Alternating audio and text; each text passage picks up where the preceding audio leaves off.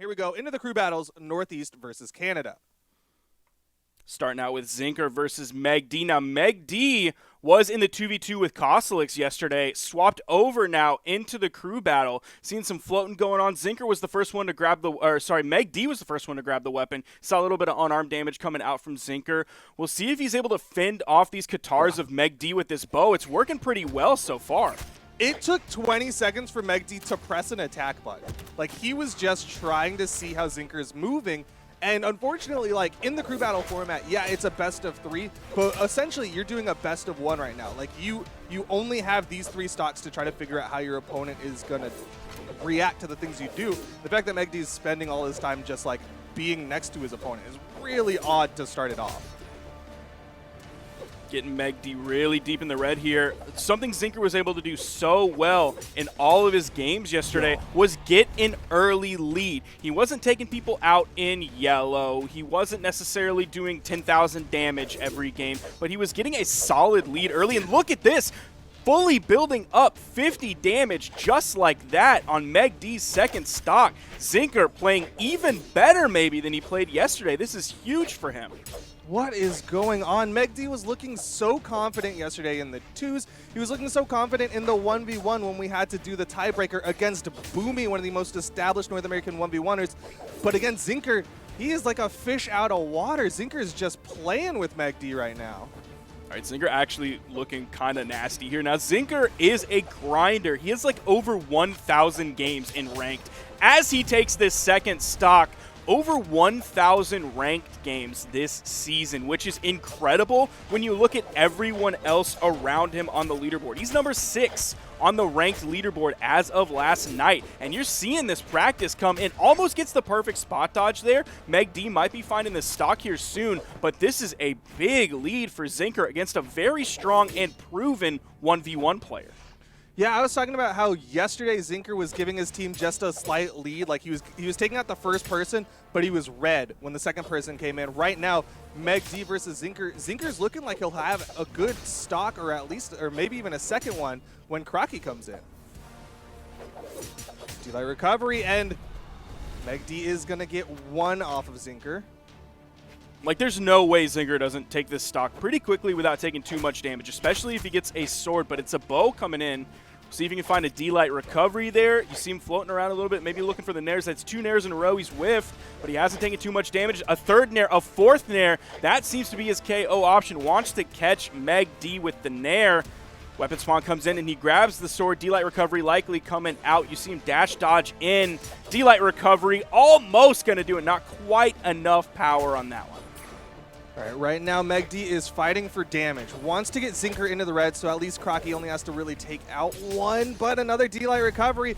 And Crocky now has to do the job of evening it up for the team. He has to make it so that Coslix has a decent fighting chance against Sandstorm. Now, one thing that Crocky mentioned is his game plan was to have Zinker fight against megD, maybe megD get the lead early on. One, that didn't happen, so the game plan is already starting off rocky. Then Crocky was hoping that he could just take out Snowy and handle him on his own because that axe was going to be troublesome for Cosolix. Crocky may not even get that chance, or if he does, he may have 1 stock going into the 3 of Snowy. So the game plan for Canada is already rough. Yeah, things are looking real bad for Canada. Meanwhile, Zinker looking real good on this Koji. He was definitely warmed up for the day. You were talking about how he's a grinder. Likely was doing some grinding right before Pro Series start. A side light into a neutral light, and Zinker might take another stock. There it is, D-Light recovery, and Zinker's doing real good for the Northeast. Now, Crocky yesterday started with the Mirage like he is today, and then he swapped onto the Nash. His Mirage game was... It was looking not what I would want to see from a Mirage player. He wasn't doing too many scythe things of getting those dodge reads, getting those extended strings, finding those knockouts, finding the signatures specifically that are unique to Mirage. Then he swapped over to the Nash and did definitely better. So he's also going in here with the Mirage as the starting character. That sword is in Zinker's hands. You know what he's able to do with that. He is on his final stock, but he has 50 damage on this stock. Ooh, nice job to get back onto the stage with gravity cancel side sig. Yeah, I like that wake up from Crocky. Just kind of shoves Zinker away, make sure he gets back to the stage. Nice. These pokes from Crocky are adding up damage. He doesn't want to take too much damage before coming into Snowy. Big side sig puts Zinker off stage. Will take a little bit more than a recovery to take out Zinker right now, but Crocky is doing a good job of not taking too much damage. Trying to finish off Zinker, the first player for the Northeast.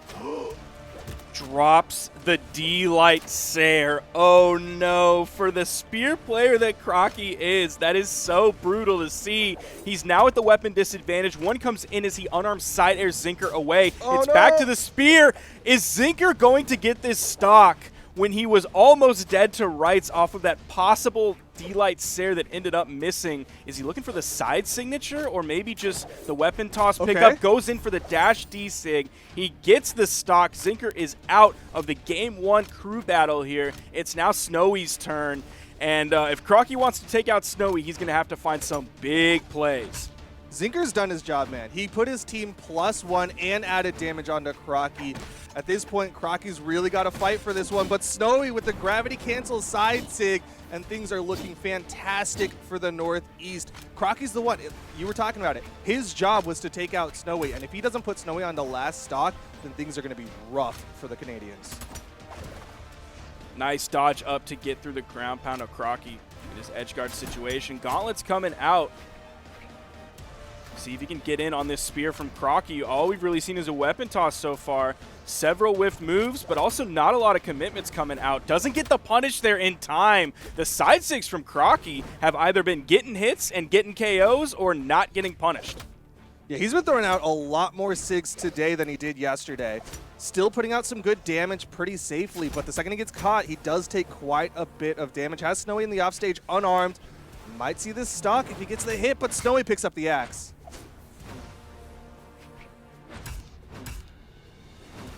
Crocky coming in over on the right side, gets back onto the stage. We aren't seeing any GC down signatures from that axe that we saw Snowy kind of doing in celebration. Zoning away with the anti-airs, coming out with the neutral air on the axe. Has a lot of damage on a Crocky. Crocky still hasn't been able to take away this first stock from Snowy.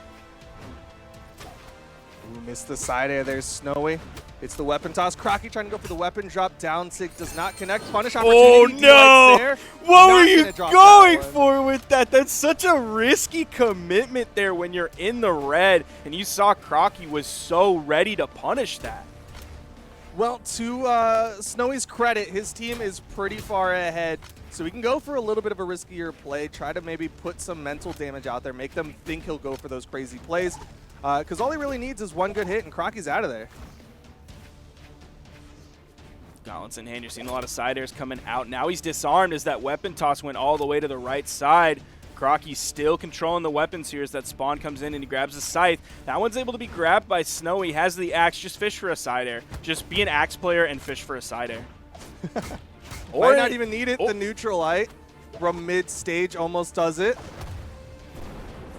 KO off the top, unarmed recovery right in the middle of that ground pound. And here is Cosolix. Crocky wasn't able to handle Snowy like he thought he might be able to. 2 stocks to Snowy's name. It's now axe v axe. Next weapon spawn that comes in, gonna be a lance for Cosolix, and he's able to grab it. It's kind of funny seeing the Canadians be like very one weapon focused, right? Crocky was very clearly going for the spear. Cosolix very clearly wanting to play this lance.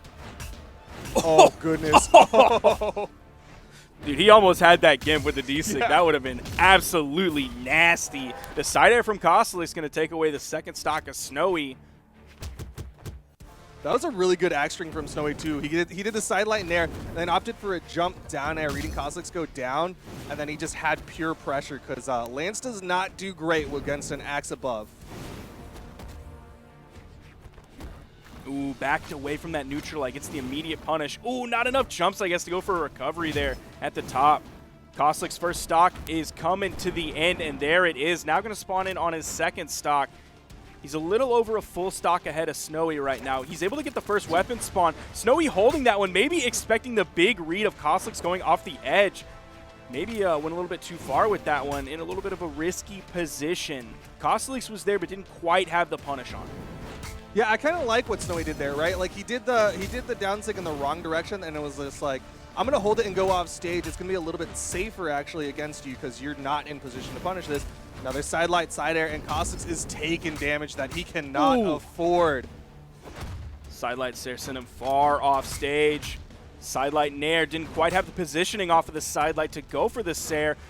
Dodges away from that ground pound, gets through it. The side air from Cosolix. Can he take Snowy out here? Goes for the gravity cancel in light to put out a long string of active frames. Snowy's able to punish that down signature. He hesitated for a second just to make sure he was in the right spot. He knew he had some time to punish it. Gets the second stop. Snowy looking for that extra credit now, wants to get that guaranteed dub. If he gets Coslix into the orange or red, it'll be it, but it's still Sandstorm coming in with 3 stocks to the 1 of Coslix. Can he do the reverse 3? Now this is kind of the spot that Sandstorm has been in for all of the games so far. He's kind of been the cleanup crew, but he's been the cleanup crew where like he's the midnight custodian and the building closes at noon. So, like, when he comes to empty the garbage cans and dust and clean everything up for the next day, like, there's really no mess. He comes in, does 200 damage, gets, like, the final 1 or 2 stocks, and he's done. Yeah, he's just doing what he needs to do, cleaning up that last little bit. Somebody left a sheet of paper on the floor. Coslix, though, has Sandstorm in the off stage. Sandstorm immediately able to get back up and dodges inside the down line. Damage definitely consistently building on Cosolix. You're seeing the down airs come out. Has the greatsword in hand. He was using the 2 waves that come out on the left and the right in the signature kit to take out a lot of stocks yesterday. Comes to the Katars. The recovery not enough. I know Qatar players out there seeing all that damage on his stock, seeing the recovery not KO, and they're wailing in pain. But he's still got the great sword. A dare nair, dare recovery could easily do this on the Coslix. Coslix trying to get this stock. But there it is. Dare into nair. Coslix is out of there. 3 stocks left for Sandstorm, and the Northeast going to put 1 on the board. And Zinker did 1,000 damage. 1,007 to be exact. He's been coming out and doing so much work. Now, I'll be real with you. His efficiency is not that great, but it's still good. He's still getting a lead for his team. He's still outlasting his opponent. So like you said earlier, like he's doing his job. He's doing his job and then some. Yeah. Going 3 for 3 is net 0. That's like, hey, you didn't let the team down. When you go positive, when you're taking 4 stocks for your 3, that's doing good for the team. That is setting your team up for success. And Zinker, as that front man, is doing a really good job for that. There's not too much pressure in the front because it's like, hey, if I messed up, there's still 2 people behind me. It's okay. It's a team game. It's fine. But when you can set your team up like that with the 4 stocks with 1,000 damage, that's pretty nice. And keep in mind, yesterday it was Zinker against Zexis, which Zexis is a good player. You'll see him sometimes on stream. Compare that to today where it's Zinker against megD. That's huge. PR 14, 1,900 in winnings. Number 1 on the ranked leaderboard as of last night. Picked 2nd in the 1st round compared to picked last in the 2nd round. Zinker is doing work today. Northeast recognized his talent and that eye was keen.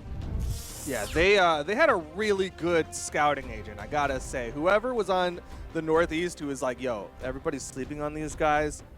Brilliant picks. On the other side, yeah, kind of to your point, megD was, I think most people would consider an arguably better pick than like Zexis. megD is arguably a stronger player, and the fact that they had the confidence to put him in the 1v1 against Boomie shows that they're really confident in his 1v1 ability, and Zinker is playing with him like he is a bowl of mashed potatoes. Like he is just playing with his food. You saw his stats just a second ago. They were very humble, to say the least. They were the stats of a new player who's making waves now. He had like 5 top 32s and $260 in winnings. And that's it. And that is a very humble beginning that he is continuing to show why those numbers will change very soon. What a wake up from Zinker as we are in the 2nd crew battle. Again, we're in best of 3 crew battles. If Canada wins this one, we'll go to another crew battle to see who wins the crew battle set But right now, megD with the guitars is doing better here in game number 2 as he's staying even with Zinker so far. We're kind of seeing the same initiations, though, from megD, playing very slow, running all the way to the left side of the stage, then floating. We haven't seen Zinker get that sword momentum just yet as he gets deeper into the orange, but megD is definitely playing this very slowly.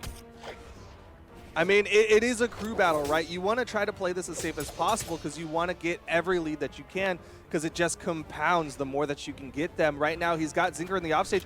Gonna opt to back away, let Zinker get back up onto the stage because he wants weapon control more than he wants Zinker on the corner. Still continuing with that weapon dominance here. The spawn comes in, the recovery sends megD away, and it's going to be the bow for Zinker. You already saw the sword come out, so the next weapon is the bow.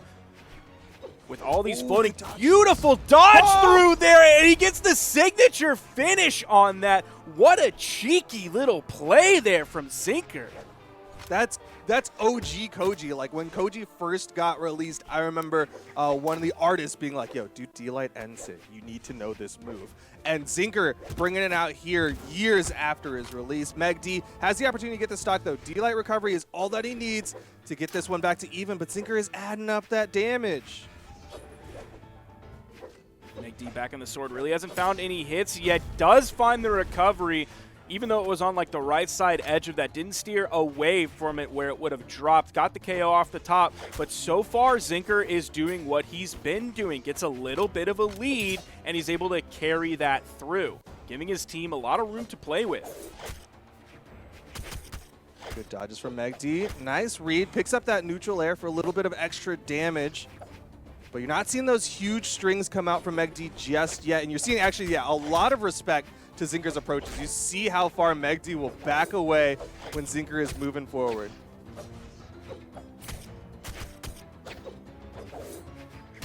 Ooh, that slap, that turned him red. Has weapon advantage.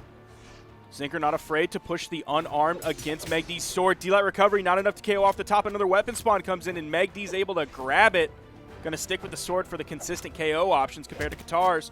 Neutral air, and we're seeing back on the bow. Are we going to see a repeat of the first stock here? Might just be a clean D-Light recovery. I don't think it'll quite knock out just yet. But you're seeing megD feel a little bit more confident, able to dash in towards Zinker as he has him in the red, and there's a D-Light recovery to get the first lead for the Canadians.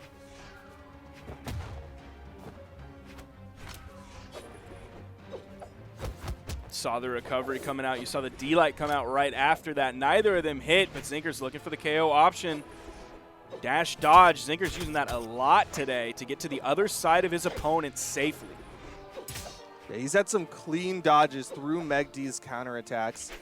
Good spot dodge there. You see megD going in. There is the dribble into the recovery for Zinker to even up that stock count. And he grabbed that with that soft platform kind of being there to shake things up just a little bit.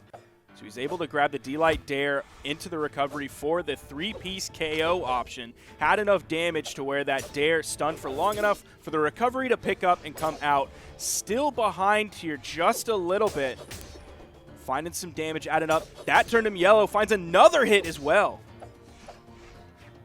Yeah, megD is starting to build up a lead here onto Zinker. Might be the first time we see Zinker not take the 3 stocks off of the starting opponent. D-Light recovery, and Zinker is out of there. In comes Snowy. megD is now doing what the Canadians had originally planned of taking out Zinker, setting them up against Snowy so that Crocky can hopefully finish off Snowy, and Coslix can get the straight 1v1 against Sandstorm. We'll see when Snowy finds a hit onto megD if megD is truly in the orange yet with 100 to 100 plus damage on the second stock. First hit comes out from megD, backing up, floating, being very careful on how he chooses to initiate onto Snowy. He is in the orange. He does have some health to play with. Snowy gonna hold on to that ground pound, actually going through the soft platform and try to put himself in a safer position so megD can't punish. megD is getting these slices though onto Snowy. It's difficult for Snowy to find any hits, and that worries me once megD starts to get into the red. I don't know if Snowy's going to be able to find a side air. Does get the sidelight into the side air and the weapon toss. Edgeguard situation coming up. Goes for the ground pound. Wants to hold it. give megD time to figure out where he's going to go, and then Snowy can punish that instead of gripping it and ripping it too early. He just needed that one opening onto megD and just completely obliterates that stock. Now it is 6-6. Crocky coming in, has the scythe in hand, will likely be looking for a situation where he can throw this away safely and switch over to the spear.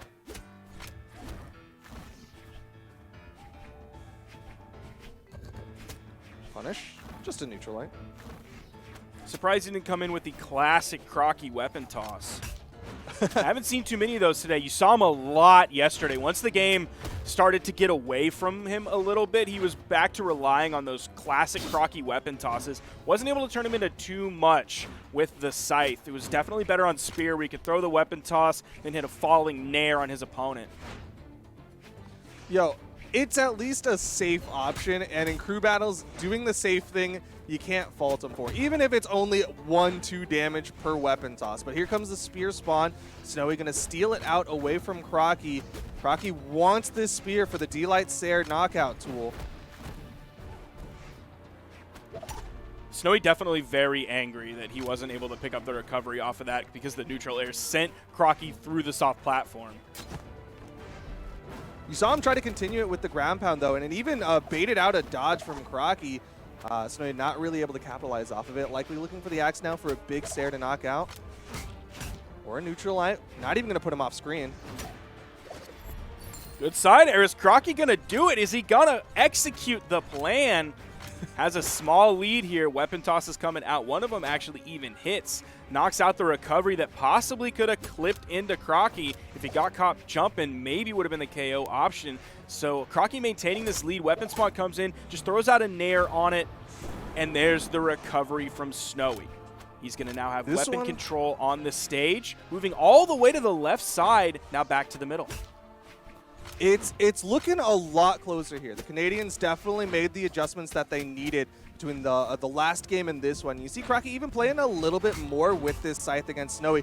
Knows that scythe historically has a good matchup into the axe, but does Crocky's scythe have a good matchup into the axe? That's the question.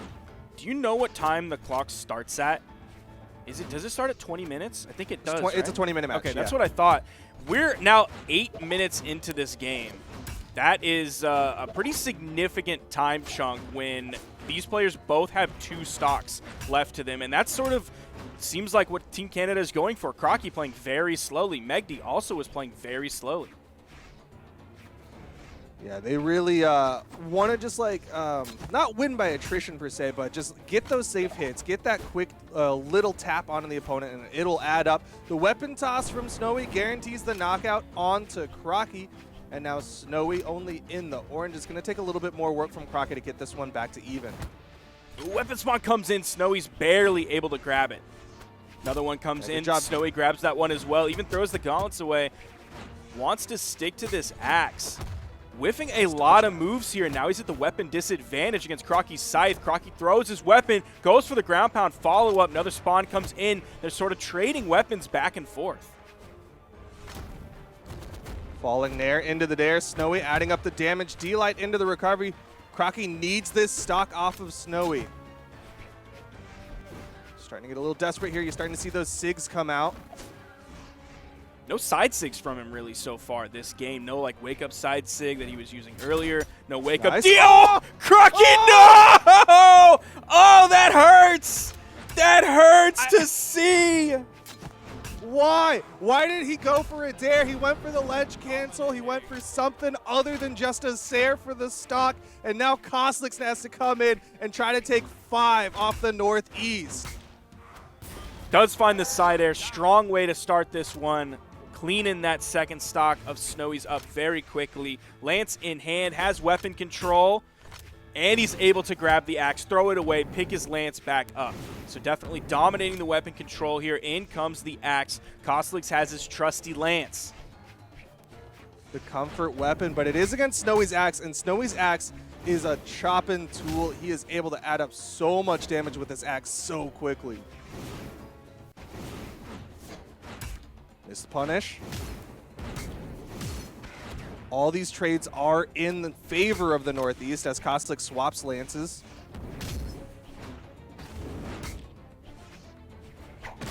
Ooh, is that going to KO? I thought it might. Not quite.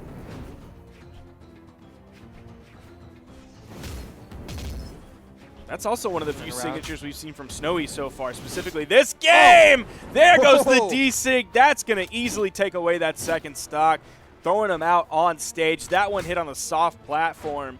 Coslix peeked up with his hurt box just a little bit too much. Yeah, had he stayed low, the soft platform would have eaten that down sig and he would have been safe, but he peaked just high enough.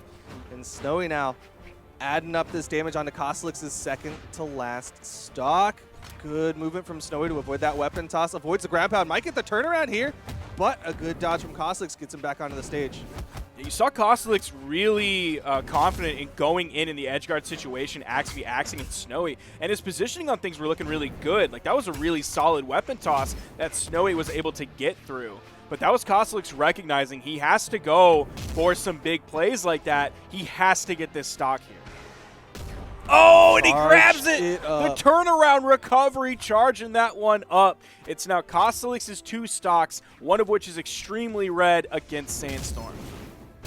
That's a classic Lance plays. Go for the reverse recovery, but Sandstorm with a recovery of his own, gonna put Cosolix onto his final stock here in the crew battles. And again here, we're gonna see kind of low damage numbers from Sandstorm in the end, just because he doesn't have to do too much damage. It's coming in with a very red stock from Cosolix, so you had 1 recovery's worth of damage to take that one away. Now already in the yellow, so we've seen him do 50 plus damage coming into this one so far. It's a nice little sidelight, couldn't quite get the follow-up though. Them dancing around a little bit here as Sandstorm not able to get a grounded Coslix, right? Like, that's what you want with the Greatsword, is a grounded opponent so you can get those big extended strings. Meanwhile, Coslix playing a lot more aerial than he's done in the past. He's playing aerial and he's throwing out a lot of moves, some of which are whiffing, but Sandstorm hasn't really been able to punish any of the whiffs. You've seen the moves come out too, but none of them have really hit. Is Coslix going to be able to do this? 50 damage on his final stock. If he keeps his lance pressure up, the next weapon is going to be Katar's. The unarmed finding almost as many hits as he did with the Greatsword. Went for the read there, but Sandstorm dodged down. Oh, he was going for the Gimp there. You saw him go for the second side air. Really wanted to push it. If he had gotten it, that would have been real nice for the Canadians. He's going again. Goes for a neutral there, but Sandstorm goes below it. Yo, Coslix is doing this. He's looking really good here. Again, throwing out a lot of moves, and hardly any of them are being punished. All right, a little nair from Sandstorm. Damage is good, though, for Sandstorm. If you can just add up enough damage, he can get Cosolix into the red when he comes onto his final stock. Nice neutral light.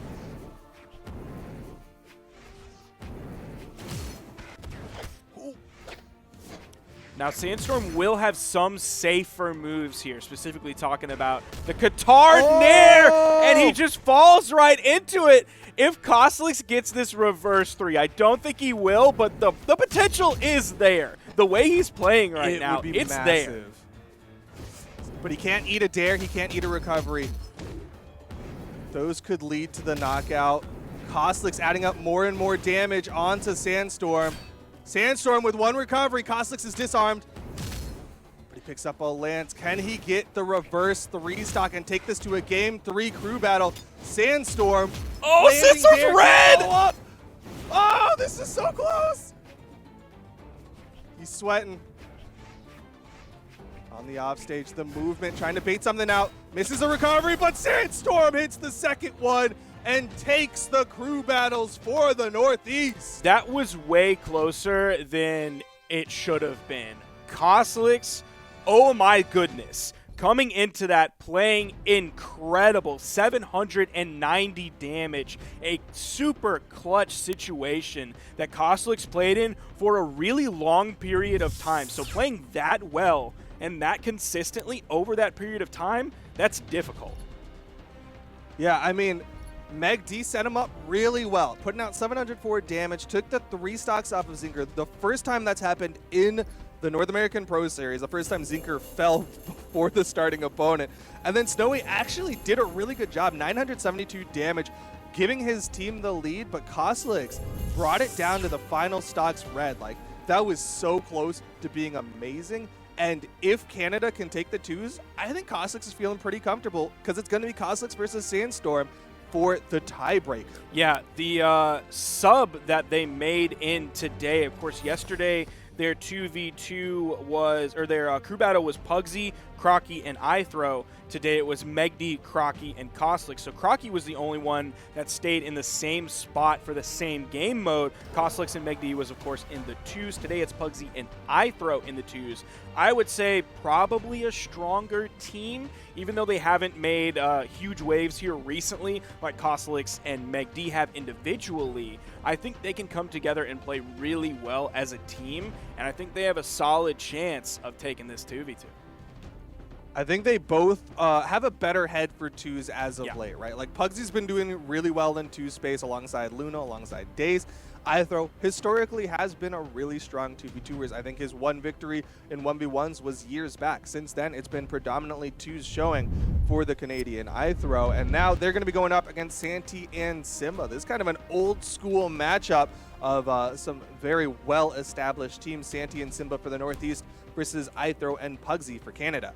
Now, Santy is going in here game one on the Bodvar. I think he had like a level 51 Bodvar compared to like the standard Val that we're used to seeing from him. We saw that yesterday as well. Of course, Simba playing the Hattori that we saw yesterday. A little bit of a different skin, but we're seeing the same characters that we saw yesterday from both iThrowow and Pugsyxd. We'll see if iThrowow possibly changes to Taros like he did yesterday.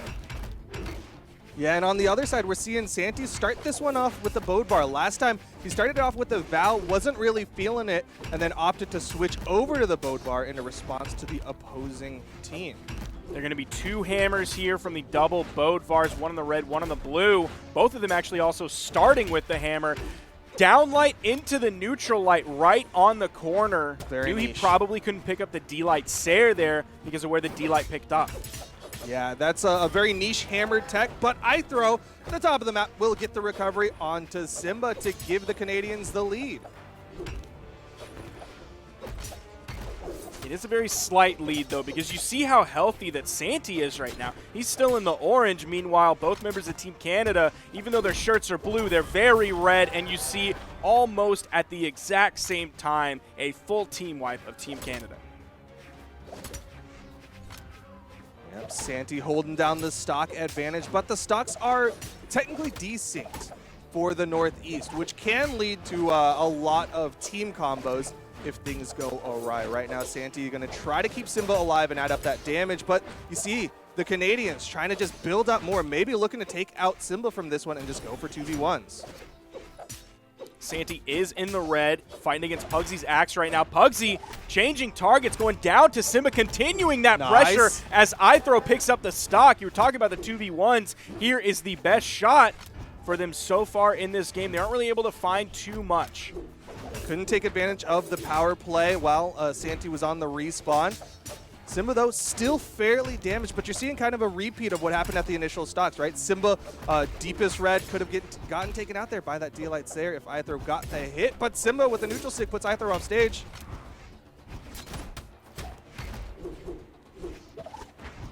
Lots of people in the red. Oh, there's the ground pound from Simba after the ground pound from iThrowow that came out. Santy over on the wall, dodges through the ground pound from Pugsyxd. Was able to react to that one in time, knew it was coming. D-Light recovery puts Pugsyxd onto final stocks here. Now it's on the Canadians. They have to take Simba out and just go for the 2v1. Taking Santy out, not going to do much for them besides give them a brief power play, but you see the way Simba's playing these power plays. Goes to the edge and weaves around his opponents. Good save attempt from Santy.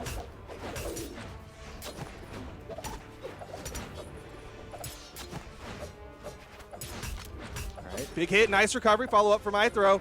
Simba's in trouble. You see him go to the outside. Knows that he has to stay alive to keep his team in this round one. And Santy rotated over almost immediately to provide some pressure. He ended up hitting iThrowow away from a possibly punishing position. Oh, snap. Oh, Simba. He's got to be living here because Santy is also super damaged. Pugsyxd and iThrowow have all of a sudden turned this one around. Might be taking game one here. Simba is going to fall. They've got some health to play with. Santy actually the most damage, and it's going to be the Canadians to take game 1 off of the Northeast.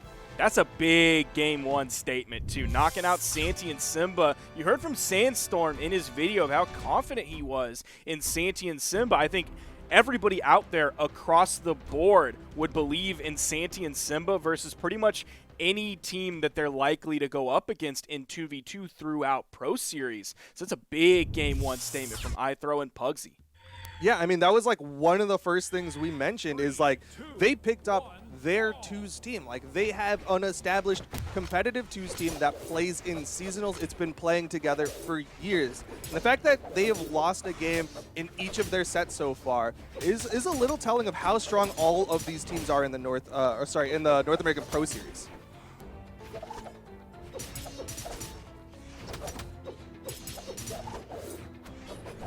I throw a little bit worse for wear. Yeah, not much though. We've seen it kind of go back and forth between these two teams. Nice D-Light side air. That's going to put Pugsyxd over onto the edge.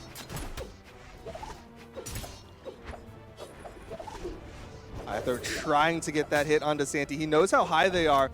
A good sword recovery from high could lead to the knockout. Simba gets launched. Lots of people in the red. D-Light recovery. Simba going to be the first one to fall. iThrow redirecting the launch. Nair wouldn't have knocked out, so iThrow was just going for extra there. Side air from Santy. Blue team completely split because they're both so damaged. Are we going to get the full team wipe of Canada? Again, the neutral light from Santy. Since iThrow to the left, Pugsyxd over on the wall on the right side. They're able to maintain weapon dominance here against Team Canada, but they aren't able to find the KO in the 2v1 situation. Yeah, this is Pugsyxd on the Finn the Human, a very low defense legend, and Pugsyxd is living the longest out of everyone so far as Santy got taken out there by a recovery. So all the stars come out. Pugsyxd going to finally fall here. iThrow's got to be careful. Can't get stuck between the two Northeasterners as they have a very strong two-team combo.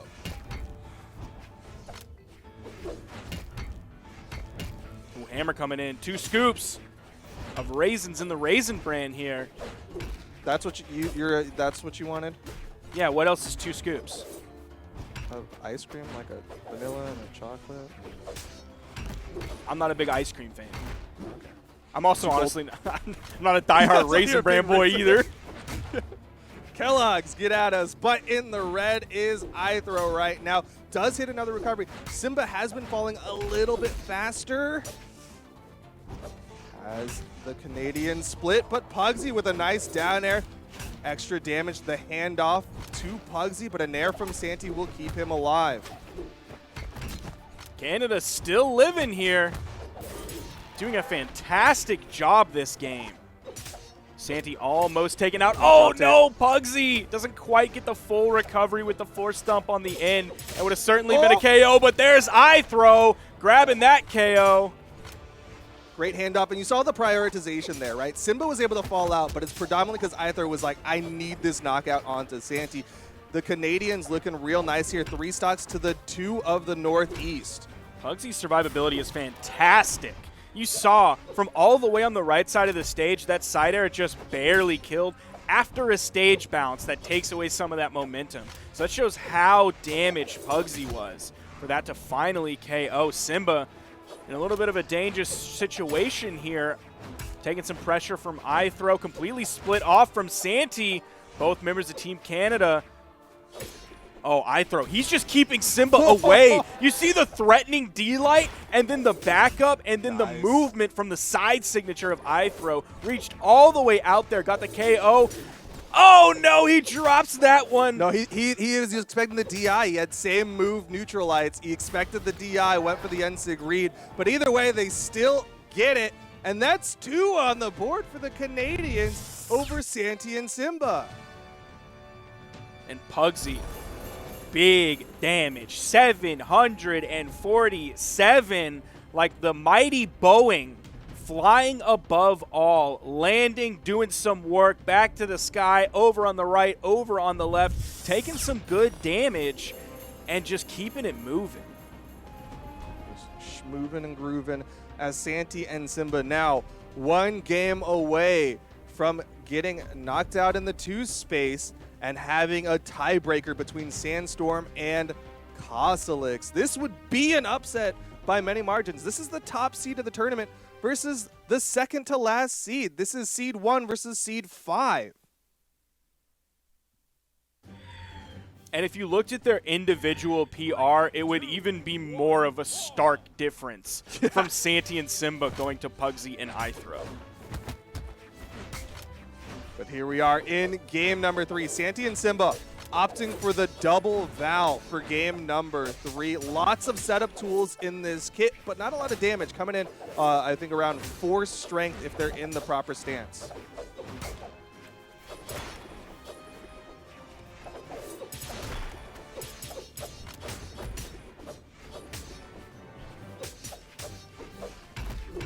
Oh, Santy taking some punishment there. 2 hits from iThrowow and then 2 hits from Pugsyxd. 2 big hammer hits, 2 big axe hits. Not what you want to see early on in this game. Sizable lead here for Canada. Canada doing a really good job here. You see the way that Santy and Simba are trying to sandwich, though. You see them trying to position around 1 as a weapon toss from iThrowow takes Simba out. That's both on the side.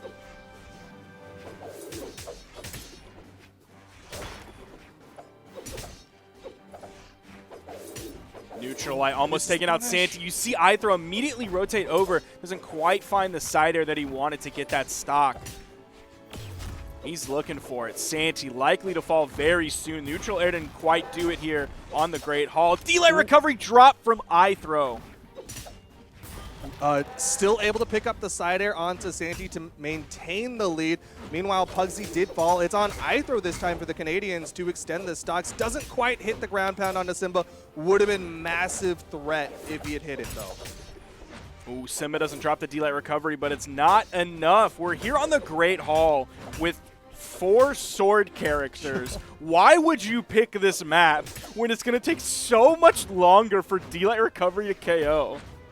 High ceiling on the Great Hall. Meanwhile, Pugsyxd with the axe can go for the horizontal plays, the neutral light and the side air. And Simba down to the final stock in the 2v2s. This was far from expected as Santy and Simba are in their final stocks and iThrowow is dominating. So I believe in Santy and Simba's supremacy. I would have expected them to come out of the gate and win this one 2-0. They lose game 1. So then I would have said, okay, well, that's just game 1. You know how game 1s can be. Yeah, then when they lost game 2, I would have been like, okay, that's game 2. They're going to come back. That's the wake-up He's not on call. His main. It's okay. Yeah, coming in with the double Val here. And then you see the lead, 4 stocks to 2. So many unexpected things from iThrowow and Pugsyxd. And here we are in game 3, possibly staring at a 3-0. Man, I would have not seen it. What an upset, and that would be huge for the Canadians because they get to go into the tiebreaker where we saw Coslix do really well against Sandstorm just a moment ago in the crew battles. This would be huge for the Canadians. D-Light Darren goes for the follow-up, but not quite in position. Santy is in trouble. You saw how high he got launched in the red. Final stocks here. You have the 2 hard hitters as well. The axe from Pugsyxd, the hammer from iThrowow. Signature hits on stage. Such a massive lead still for Team Canada. Neutral 6 coming out from Simba. Not going to be enough to KO on this high ceiling map. Oh, a little bit too late. Ooh. Oh, Santy's out. It's all left to Simba. There's 4 stocks left on the Canadians, and Coslix has got to be warming up that lance because we are likely to see a tiebreaker. This either just pulls out a bow. I don't know. That had to be a misinput, right? Because he did it so close, and he also like pulled out of it as soon as he could. Or he could just be trolling. Who knows? Weapon toss goes down. That's a burn dodge. Pugsyxd's not actually able to punish it in time. Threw out a neutral light, but Simba was too far away from it. A little bit too high, a little bit too much to the right for that neutral light to pick up as the punish. Oh. And that will do it. The Canadians I can't believe winning out in 2v2. This is Santy and Simba. They beat Boomie and Sandstorm. They've won a tournament. I can't believe. And those are healthy numbers coming out from iThrowow and Pugsyxd. 589 damage, 619 damage. Very solid from Team Canada. I would not be surprised if iThrowow and Pugsyxd are the 2v2 team going forward, permanently locked in, etched in stone. I got to agree with you. That was a really strong 2v2 team. That is kind of what we've been expecting. Watching the streams that have been happening since the draft, is most people were expecting iThrowow and someone. iThrowow and Crocky, I think, had been the predominant team, but iThrowow and someone in the twos, and you're seeing why right now. iThrowow and Pugsyxd looking fantastic for the Canadians, and now if I'm the Northeast, I'm sweating a little bit. They were so confident. Did you hear Sandstorm in the video? He was like, we got this. This is our team comp. We have a really strong twos team, really strong 1v1ers. We got this. And now they're going into the tiebreaker, and Sandstorm is like, yeah, Mako didn't work, switching to the Onyx. Yeah, he tweeted about 11, actually now 13 minutes ago, found the bad greatsword matchup, can't be in the air or the ground, yo. So he definitely did not hesitate after that game against Coslix to completely switch it up and go into the Onyx. Now, we saw another Onyx player here recently from Team Midwest, and that was Sandstorm's regular season teammate in Boomie. Played fantastic with the Onyx. I expect similar things, if not better, from Sandstorm. Yeah, I kind of imagine this will lean a little bit more into the gauntlets from Sandstorm. Obviously, a really strong gauntlet player with that Mordex, but he still has great cannon plays. He's definitely played this Onyx before, and he also played the Zol previously. Yep, he's won tournaments, I believe, with both characters. Definitely did with Zol. I can't remember if he won a tournament with Onyx, but I wouldn't be surprised if he did whatsoever. Now, going into this one, starting to struggle just a little bit. Does find the D-Light sidelight. Doesn't push it any more off stage. There is going to be a bit of a growing period here for Sandstorm, considering gauntlets are a string weapon. He needs to see how Coslix is going to react out of these options so that he can start going for those bigger and bigger reads as he makes the swap over to the cannon to try to punish this lance of Coslix. Damage so far fairly even. Remember, this is a best of 3, so it's going to be quick. It's going to be hard to afford a game loss. Sidelight into the neutral air for the KO option. Sandstorm was a little bit behind in the damage up until about orange. Then he actually got the cannon in his hand, and that was sort of his best option. He was floating around with the gauntlets and getting caught by so many Lance neutral airs. Just wasn't really a successful option. He was losing the damage trade between those two. Now that he has the cannon in hand, it was looking a little bit better. He tosses it away, and the dodge comes through from Coslix, so he was unarmed. Now has the cannon. Weapon toss, but lots of horizontal options here. Sandstorm still has the movement. Yeah, Coslix didn't want to threaten, so Sandstorm's going to get back up safely. Big string goes for the SIG, and Coslix from deep hits the recovery for the knockout. Cosolix, he's different today. This is a different Cosolix than we saw yesterday. He is fired up today. He wants to win this out for the Canadians and get that big upset over the top-seeded team. Ooh, he dodged back in. Cosolix was ready with the neutral light. The 2 pokes. A lot of active frames on that one. This time he goes for the side light. Doesn't immediately go for anything. Then goes for the nair. A little bit delayed. Hoping he could get the dodge out and then continue the string. Falling dare goes for the N-Sig read. Nair's going to put Coslix in a very scary position, but Sandstorm not even threatening for the unarmed. Sometimes he'll go down there, go for that gravity cancel side light or the gravity cancel D-light ground pound, but instead opted for the safer option. I'm a little bit surprised he didn't try to edge guard there because the dodge was gone.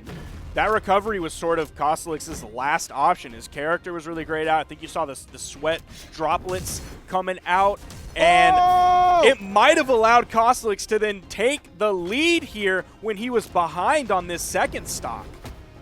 But Sandstorm is going to clean it up with a D-Light gravity cancel, neutral heavy. Final stocks here in game number 1 would give their team the lead in this tiebreaker. Sandstorm trying to deny weapons, does steal out the cannon. Hasn't added any damage despite the weapon advantage, though. Now he's finding some of it, playing around the weapon spawn. Didn't throw it away immediately. He did eventually throw his cannon away, but that was sort of right as Cosolix picked up the lance. So he wasn't at a weapon disadvantage for too long. Now it's going to be the gauntlets. Much of this game has been played on the back of the cannon. Sidelight recovery. Went for a little extra there, but Cosolix avoided it. Punish. Oh, doesn't hit the neutral light. Oh my goodness. This is big. Misses the ground pound. Sandstorm goes up. The Nair actually dissuades Sandstorm. Both of them close. Just a raw sig on the back of Coslix. Sandstorm with the weapon and stage advantage is going to take game number 1. What an extremely close game. You can see the numbers right there. It was like 568 to 526 between those two. So close. And the Demon Island immediately getting banned. We are not going to be going to that map. Small Brawlhaven, Small Mammoth, and APOC were left in it, but we're going to Small Brawlhaven. I don't think any of the maps really lean one player or the other. Like, they both basically benefit in the same ways against all these maps. And on Small Brawlhaven, the way they benefit is that all of the high defense that both these legends have kind of gets negated because of the close kill boxes. The right air read and Coslix gets a stock, though. Man, Coslix was untouched until that dare just hit him. How long was that? Let me look at the timer. He was about 20 seconds into this game without being touched, and he put out 100 damage. You're seeing a confident Coslix come out here, going for those slide charged neutral signatures, something uncharacteristic of him. Oh! That's not quite enough there on the Coslix. He didn't take too much damage before that, but the sidelight side air, and Sandstorm going to lose the first stock.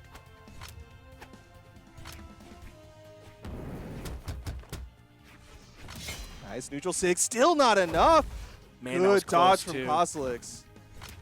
You saw Boomie hitting those off stage so well yesterday. You saw the last one on the Demon Island that almost led to the kill when Coslix was like still orange. He didn't find the follow-up after for the KO with the side air. Axe coming out looking pretty good so far. Yeah, some good movement from Coslix, baiting out some moves from Sandstorm, as Sandstorm really wants this knockout. But now it's Coslix back to the lance, the historied weapon of the Canadian. Delight recovery. Oh, weapon pickup recovery for the added force of the gauntlets over the unarmed. All right, Sandstorm. That was kind of nasty. I like that one. That was clean. Still, though, behind, neutral sig comes out. Sandstorm not able to punish. All right, Coslix definitely really confident going in with that slide charge neutral signature, but I'm still down with it. He's playing incredible today. I don't know if it was the little scuffle between Boomie and Cosolix yesterday that woke him up, but man, this is some juicy Cosolix play. That Pro Series beef really heating up, but Cosolix is doing great against the current North American world champion, sorry, the world champion in Brawlhalla. D-Light Nair from Sandstorm puts him up, but it's still not enough to lead to the knockout. Almost had that side air. The iframes from Sandstorm's dodge were still in play. Oh! Completely wins priority there with the unarmed side heavy. Looking for these KO moves. Okay, Sandstorm does get the hit. Gonna just wait for the weapon spawn on that one, and he's gonna be sticking with the cannon, but he's in the red.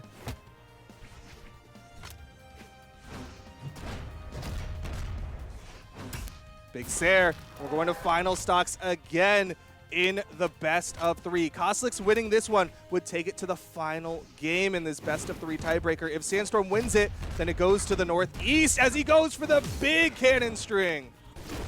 That's the crazy thing about best of 3 is I feel like these two players haven't fought this competitive of a best of 3 in a very long time, since we changed to doing best of 5s and so much more of the bracket. Like, you're playing best of 3s against, like, the people in pools rather than the best players in the game. So that's got to be a complete change from what they're used to. Yeah,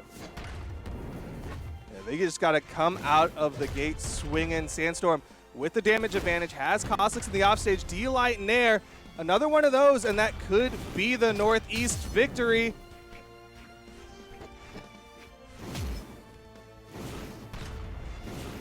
Oh, gets away from that one. Oh, the D-Light Nair! That's going to be the KO option. You know he was looking for it. I remember sitting next to Sandstorm. I can't remember which tournament, but I was sitting next to him in the audience, and he was watching someone play Cannon, and they were getting into the red, or their opponent was getting into the red, and he was sitting there saying, just D-Light him. Just D-Light him. Over and over, just D-Light him. So you know when his opponent procs red, he's looking for the D-Light so he can follow up. No, it's been predominantly like Mammoth Fortress. I think we saw an Apocalypse come out as well. I will say I don't think Boomie is a big fan of running the Mammoth Fortress in the crew battles. I think he likes to run something that'll maybe throw the other teams off a little bit.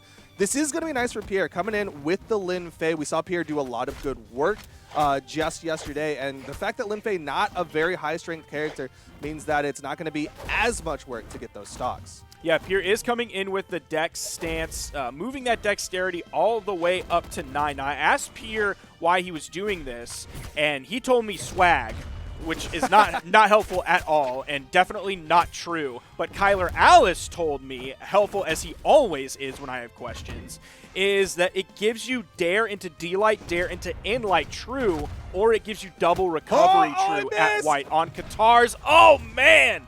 Almost had something there. Boomie already feeling it, only about halfway through this stock as he takes the first one from Pier. Just a little bit of nerves coming out from the south. Pier not able to connect with the D-Light ground pound. Boomie already putting the pressure on this second stock as Pier's sweating it out, but he does get the wall touch. Those sweat meads mean he's got no more movement options. He's out of jumps, recoveries, and dodges. Neutral Stick comes out, still didn't KO, even on this tiny map. Second one does make it, and there's not too much of a lead here that Boomie has over Pier. Qatar's coming out. That's going to be the weapon advantage. Another spawn comes in. It's going to be the cannon for Boomie. He's going to be throwing big bombs over the edge. Surprised he slipped past that ground pound. Boomie again with the offstage. You see the sweat beads come out, but Pier opting to try to play it a little bit safer. Knows that this is Boomie we're talking about, one of the biggest threats in the North American region. Good nice spot dodge. That could have actually led to a KO with the spiking potential. Boomie is so unafraid to go deep with a ground pound. Gets the D-Light ground pound without a weapon. Didn't even need it. Threw it away even. Shows him how it's done. Hits the downlight ground pound, and now he's got that weapon control. Warming up the gauntlets. Doesn't hit the ground pound. Pier going to go for the dragon. The common option from the Lin Fei's on the corner.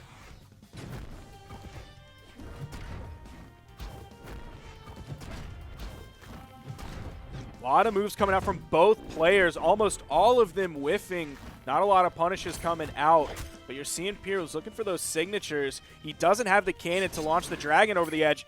Maybe that was a bait. I don't think Boomie had really any chance of going into that, but you saw how far he was away from the corner, so he could do it safely, and then as Boomie comes up to punish, find a hit, and he's just going to fall off the edge, and Boomie is more than happy for that to happen.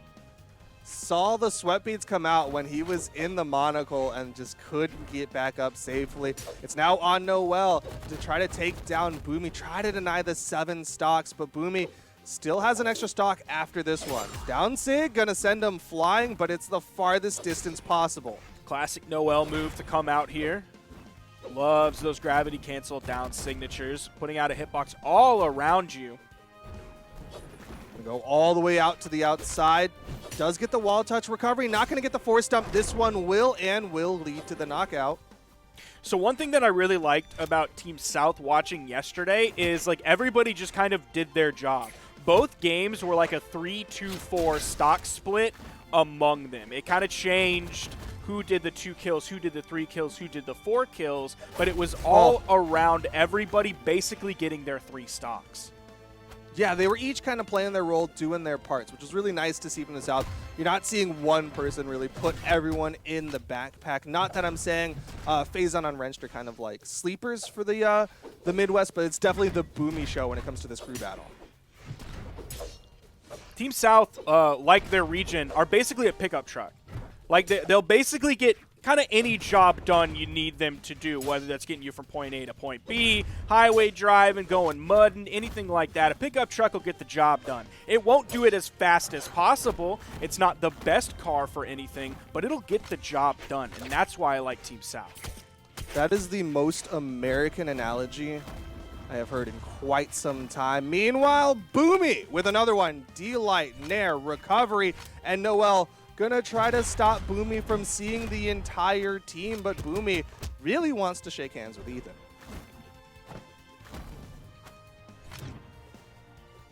Has Noel over on the corner again, going in with those heavily telegraphed ground pounds. Seems like he doesn't even worry about missing them. Maybe he even expects to miss a lot of them, and then just goes on the follow-up, goes for the reaction rather than the read. Yeah, those jumping dares can be so devastating from the cannon. The recovery not going to be quite enough. Still, there's a whole lot of defense on this Onyx sidelight. Not a lot of variable force, not going to lead to a knockout. He spot dodged inside the neutral light. Noel doing a fantastic job here. Doesn't have too much damage on this final stock. Oh, and as I say that, where's Boomie going? He's still going down there. And he is going to see Ethan. He's taken 6 stocks off of the south. Boomie setting up his team so huge. Oh my goodness. He is flying, but Ethan going to shut it down, hits the dare. He now has to take 6 stocks for his 3. He has to go for the 2-for-1 trades. Starts up nicely with a D-Light side air. We'll see if Phazon can sort of crank up the pressure that he didn't have yesterday. Starting off, oh my goodness, so much damage. I think that was a 5-piece. That's a whole family bucket from KFC. That was nice for Phazon. He is getting this damage. Nice pogo. Doesn't hit the second one. Oh, the weapon toss. That's big. He needs to hit this dare. Nope. Does get the wall touch to reset, but he's still not getting damage put out onto Phazon's first stock. Oh, he's taunting too. Phazon feeling good. He decided not to go to KFC. He went to Pizza Hut for that one. I'll say that taunt is called share a slice, but Phazon distinctly made the decision to eat it when there was no one to share it with. He's like, now that you're gone, I can have my pizza.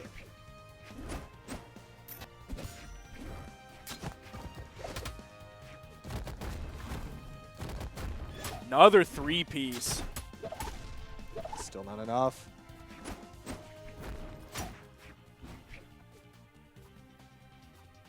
Ethan just maintaining stage control, not putting anything off stage, but he is kind of hovering around that corner. He can cover low with the neutral light, or he can cover from the center of the stage with a GC down signature, disappearing in a puff of smoke and taking Phazon's stock. He's still taking a lot of damage here against Phazon, and he still has to worry about the wrenched and the back line. Avoids the neutral signature, or sorry, yeah, the neutral signature from Phazon.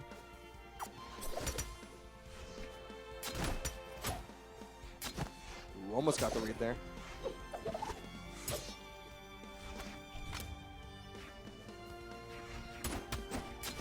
Oh man, again. That turnaround D-Light read. Neutral light over the corner. Phazon easily punishes it. Stylish neutral signature. Turning around and slide charging that one. Beautiful option.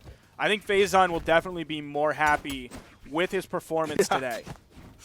And Ethan with the panic react spot dodge right inside of the end sig to let Phazon hit it.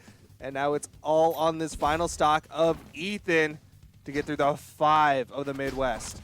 Saw that D-Sig get a little bit of a goofy pickup. Seems like Ethan got stuck on the corner of the wall. The friction of that grass and rocks here on small Brawlhaven couldn't quite pull him over enough for that final hit. Still a little too much dirt on the ground there for Phazon. Good spacing, but he's not getting the reads onto Phazon for these spear D-Lights. Ooh. Nice back-to-back there. Again, throwing another one. Ethan finding some good hits here. Okay. It's so rough to look at this and feel like it's going 50-50, and then you look at the stock count in the top right, and it is not going 50-50. Nice pogos, though. Wrenched might get some playtime today. Didn't go for the GC there. I was half expecting with that spot dodge that he was going to wait and then go for the GC. Ethan does get the knockout with the side air, but he's got to 3-stock wrenched with half a stock to play with. And here today, we saw it yesterday as well, wrenched kind of in the Sandstorm seat of he comes in, he's the cleanup crew, does a little bit of damage, doesn't even really need to play the game hardly at all. He's just that little bit of extra, the cherry on top of the work that Boomie and Phazon have done. Yeah, they set him up for the most success possible. And now Boomie, of course, ready to go right on into the next one. It's going to be on the south to make the adjustment. Didn't quite see any character swaps, but we are seeing Pier on the Lin Fei. I wonder if we're going to see Team South sort of change up their order, because it seems like it's falling a lot on Ethan. Yeah, in the future, of course. Yeah. They definitely can't make the swaps just yet. They do have a lot of good picks, right? Like when they drafted Parallel, a lot of people recognize Parallel, a very real possibility of being a flex, has great ones, great twos. HardyMJ as well, a little bit leaning towards the twos, but also a solid flex pick. But I guess we'll have to wait and see. I think Ethan's fine with it, though. I think Ethan is very confident in his one space, especially because he's their tiebreaker. He is their tie-breaking anchor. Now going into this one, there was a character swap. Noel going on to the Leonardo, which is, of course, the Teenage Mutant Ninja Turtles crossover for Jiro, available in the Brawlhalla. Yeah, not too surprised to see. I think we saw Noel playing that Leonardo as well yesterday. Yes. When they were going up against MDVA. No immediate punish on that ground pound. Pier definitely giving it some respect, being careful. Knows Boomie is ready for those ground pounds going in. Again, no immediate unarmed punish. He tossed his weapon away, was really focused on getting that back. Nice punish there from Pier, but does step just over the edge. Ooh! Oh, he just dared right down the line and won it out on that one.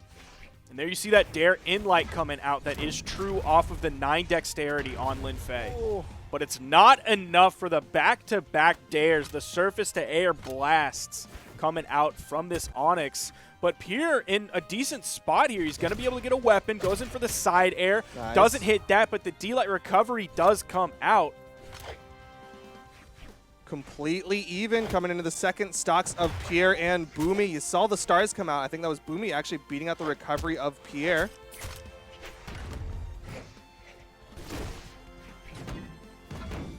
Oh, that was so close to knocking out an orange.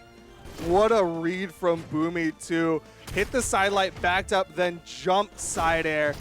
Oh, that pull from the side sig, but the weapon toss actually stopping it from doing more. You're doing some work here. He's definitely behind Boomie, but he's also found several initiations where he interrupts something that would be a major victory for Boomie. Good spacing, hits the neutral signature. He is still behind Boomie, though, despite the fact that they were both fresh stocks in the second, but it's going to be a side air from Boomie to put Pier onto his final, and Boomie, again, poised to take it to Noel and potentially get another 6. Man, those big cannon strings are so scary. The damage just comes out so fast.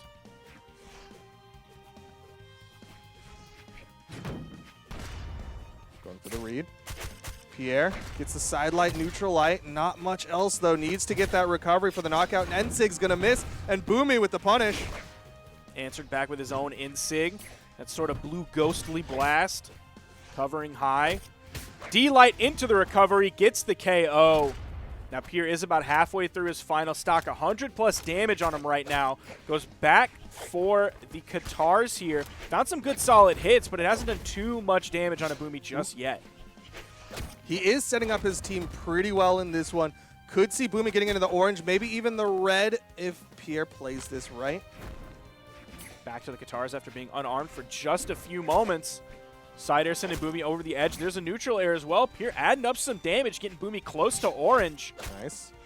Nice. That second D-Light turned him orange. Gets through the signature. Boomie found a lot of hits with that yesterday. Maybe not so lucky here in the game 2 against Pier. He's leading to the knockouts. I think everybody took note of how Boomie was using that gauntlet signature.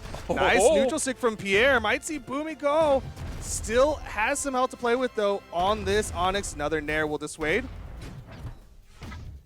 Can he do it? Man, he's still living after that recovery as well. Even on small Brawlhaven. Nice weapon toss to keep himself safe. Boomie does find the recovery to take him off the top. In comes Noel. This should be reasonably easy cleanup. It almost is off of that one. Has the sword in hand. Goes for the recovery. Doesn't even attempt the D-Light first. There's the recovery. Pier set Noel up really well on this one. Yeah, I really wanted to give credit to Pier for getting Boomie to the red. Really putting the brakes onto Boomie, something that we haven't seen so far in the North American Pro Series. Ooh, Noel was ready for that one. That neutral air, turning it around, kind of swapping places with Phazon there as he gets back to the stage, and Phazon was sent over to the left edge. Yeah, Noel's playing great so far. Yeah, his scythe is ready and roaring. Not able to hit the neutral light, but again, he's ready for it, man. He loves that. Ground pound. Just don't ground pound.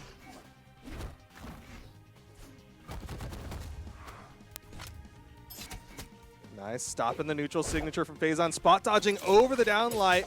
Both of them in the red. Whoever wins this 1v1 could set their team up huge. Going into the final players. Oh, man. With the side air. Noel's got no movement, and Phazon going to take the first stock. You notice he stopped ground pounding real quick. He got caught in two of them, and then all of a sudden that was not a move he's going to be using anymore when there is a scythe in Leonardo's hands. It's like, lesson learned. Can't go for that. Sweat beads come out. Phazon does touch ground, so he's able to reset his jumps, and here comes a big string from Phazon. Just getting that damage, that extra credit. Those D-lights over the corner, hoping to pick up for the recovery. Doesn't quite have the timing for Noel to punish that one. But there's the neutral light. That's going to be the KO. Noel definitely in a pretty decent spot here. He's maybe only about 50 damage behind. Out comes that scythe. Not able to find anything. That down air from Phazon was just too quick. Oh! He's burning so much movement here. Oh, no. He can touch. He can touch. Nice. The chase dodge off the side air, but man, Noel is just in such a scary spot on this corner, and Phazon is getting those 1 or 2 hits to make me gasp. This all of a sudden changed really quickly as Phazon added up the damage and then found the KO move. Those side sigs over the corner, those were pretty nasty. He was timing it right as Noel was going up. All right, punish from Noel, just going to get a side light, and unfortunately can't go for anything too big with this scythe. Has to be hitting those reads. Oh, no, another side sig, and Noel is in trouble. Sweat beads come out. Noel is out of there, and Ethan going to come in, try to take the 5 off of the Midwest.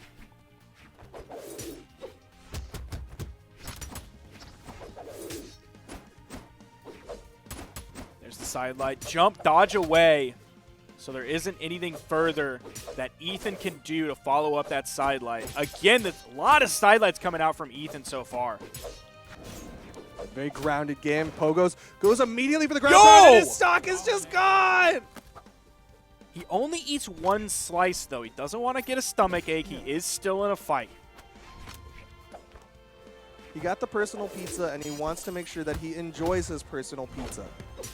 D-Light recovery, gonna put Phazon onto his final stock in this crew battle, but still, Wrenched is ready to go.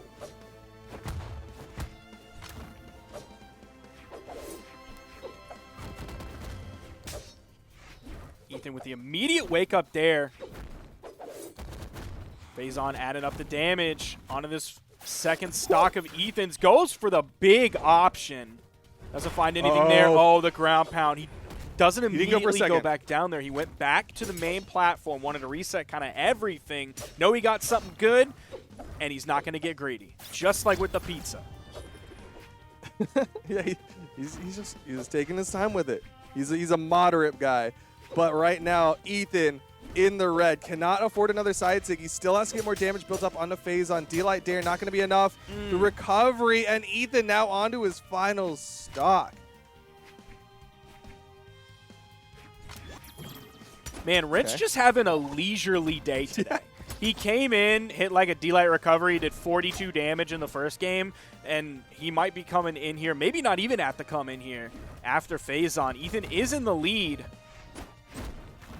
Wrench looking like the office is on vacation, so he just comes in and gets that paycheck. Ethan, though, hates the recovery, and now Wrench gonna have to do that cleanup job. Gonna have to do a little bit more than 42 damage here as Ethan's only in the yellow. Ethan started off big, too! Nice. Wrench Ooh, actually meeting him in terms of damage.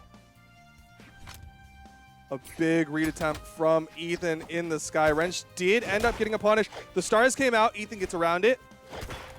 Oh my That goodness! is the stock. Wrench gonna close it out for the Midwest in the crew battles. Doing a little more than 47 this time. 88 coming out from Wrench. I really thought he would have had to do more. Like, I was expecting maybe a 100, 150 or something, but nope, he still kept it to 2 numbers, an 8 and an 8. He took 71 damage, but look at Phazon, 5 KOs, 802 damage done. Boomie, not quite as much damage. He wasn't doing 972. He wasn't doing 1199 like we saw from him previously, but he did get 3 KOs. He did 614 damage, and he took 631. So he averaged about 210 damage per stock before he lost it. So good damage numbers there all across the board from this team, man. Wrenched, Phazon, and Boomie looking good in the crew battle.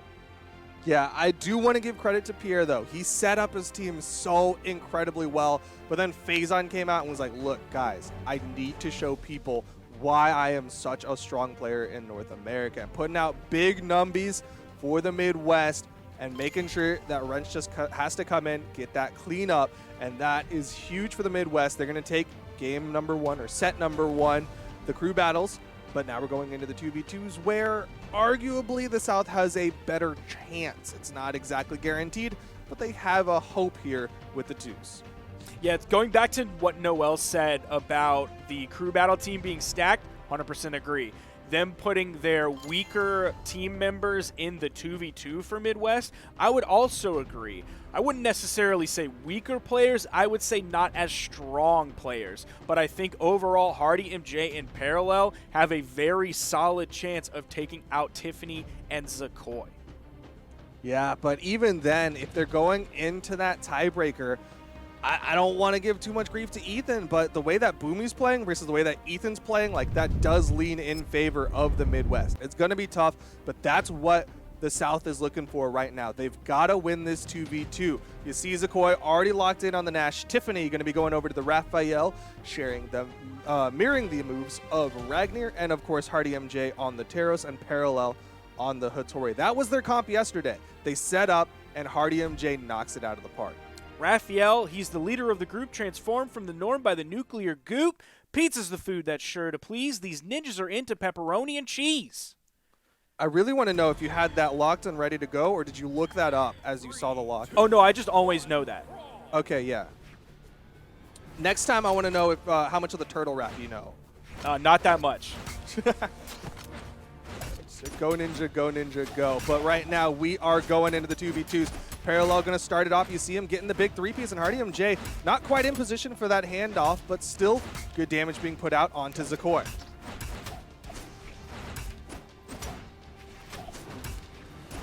Zacoi sent flying over to the right side, not off screen yet. Coming back in with this hammer, able to get to the weapon spawn. Sidelight neutral air from Hardy. Has Zacoi super red. Bleeding out here a little bit. Recoveries the teammate. Tiffany still able to get back onto the stage, though. The South has got to be looking for this knockout onto Zacoi. He's been in the red for a hot minute now. Oh, Tiffany going to help him out there with the side heavy. Tiffany does get launched to the right side, and nice dare from Parallel will set up the South.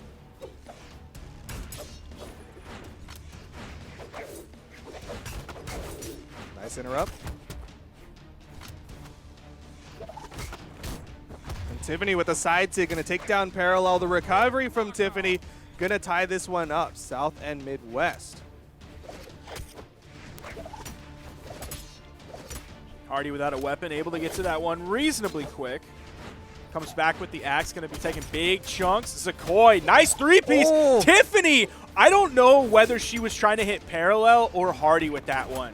But I think that was 100% on Hardy. Like, that was a practice team combo that they do with the N-Sig follow-up off the Sair. Just really good eyes to recognize that was coming her way. And that was so nice nasty for them to hit, with Parallel also being in that area. Yeah. It looked so much like it was a threat towards Parallel. All right, Hardy gonna fall up. N-Sig again from Tiffany. Gonna take another one. She is dominating. They still gotta get these stocks. The South wants to get this one back to even. They need to take down Tiffany. Not quite enough. Oh, good interrupt from Zacoi there. Already sent flying. Zacoi going up to meet him. Tiffany just trying to do whatever she can here on the main platform. Even the neutral light from Parallel sent all the way from the right side of the stage over beyond the left side. Tiffany gonna have to be a little bit careful if she wants to hold on to the stock. Gonna lose it, but she did some damage to HardyMJ in the process, sent him flying. Yeah, the South is likely looking for the knockout onto Zacoi now. If they get Zacoi, then they go for the 2v1. Scoop up, not quite enough. Then there you see Hardy hunting for it, so desperately going high. There's the N-Sig. Here comes the team combo attempt. Neutral light. All right, what's the follow-up? Oh, a neutral light, not a GC downlight dare? Maybe wasn't quite ready for it to happen. This is winnable. Actually, either 2v1 situation that was going to happen out of this was winnable for the one person. Yeah, this could really go either direction. Damage adding up. Nice weapon toss. Parallel, don't celebrate too early. Nah, he knew he had it. He knew he had it. Saw the stars. It was like, that was 99% done, but man, that 1% chance of if he took out Hardy and Tiff came back would have felt miserable. Good stuff from Parallel. That aside, 4 KOs, 576 damage done. Parallel doing work for this team. Yeah, both of them putting out some good numbies. Generally, with a comp like this, you expect it to lean more in favor of Hardy putting out the big numbers and Parallel just being that setup tool. But like you said, Parallel also doing a really good job. You got to give credit to HardyMJ, though. Didn't get knocked out, was in red on that last stock, was close, but still held on tight. Having to wait for a moment as these players get back in the lobby. HardyMJ and Parallel, solid performance going into this one. Parallel's Hattori is only level 48. Compare that to the level 81 Raphael and the level 96 Nash. Yeah, these are on the Midwest team. They've been very clearly playing these characters. Zacoi known for his Nash in the 2 space. Tiffany has, of course, been a long time Ragnar main, and then, of course, was on the Kaya as well. Not likely to see that swap over to the Kaya, but there's always that potential. And then, of course, there's also that pocket Asuri from Tiffany. Yeah, the Asuri was what she was playing yesterday. Of course, that was in the 1v1, a.k.a. the crew battle portion of this. Now swapping over to the 2s, we see her going to this Raphael. Gives her the axe instead of the sword that Asuri has. Hardy trying to go for that follow-up off the neutral light from Parallel. Again, was not quite in position as he was putting a lot of threat onto Zacoi. Downlight, side air, puts Zacoi off stage. Tiffany looking for the dare. Does get the pressure relief, but Zacoi can't get to the wall. That is a big early loss for this team. You're seeing the damage added up on Tiffany as well. We could see a quick wipe coming here shortly. Parallel chasing Tiffany into the air. Ooh, Parallel was in position for the D-Light. Didn't need it, though. Tiffany going to get taken out on the right side. Hardy with the chase into the sky. Zacoi just trying to hold on, just trying to stop the bleed here. Nice weapon tosses. Wow, that was a wonderful pickup. Tiffany actually sent them in to Zacoi to find the hit off of that. Fantastic work from her in this game. Zacoi still taking a lot of damage here. That neutral air almost took off the top. Things are looking rough for Zacoi. Tiffany setting up for the knockout as Parallel able to follow up with the side air. HardyMJ going to go for the Nair follow-up, just extra damage onto Tiffany off of the 3-piece from Parallel. Interesting that he went for the neutral air rather than a recovery that would send down over to the wall. Maybe was expecting for Parallel to juggle further in the air to find that damage. It's not like the recovery would kill. So that was 6 and 1/2 dozen in the other. Hardy going to get taken out. Parallel going to get taken out. It's actually in favor of the Midwest. I was thinking the same thing, though, as you were, but I think Nair does slightly more damage, so maybe he's just going for raw single-hit damage instead of like something that would set up for threat. Tiffany waiting, hit the down air, and then turned around to hit both of them. That's huge! That's huge! That's so big! The weapon toss goes out. That's the dodge burned after Tiffany's ground pound. What a stack up and what a punish.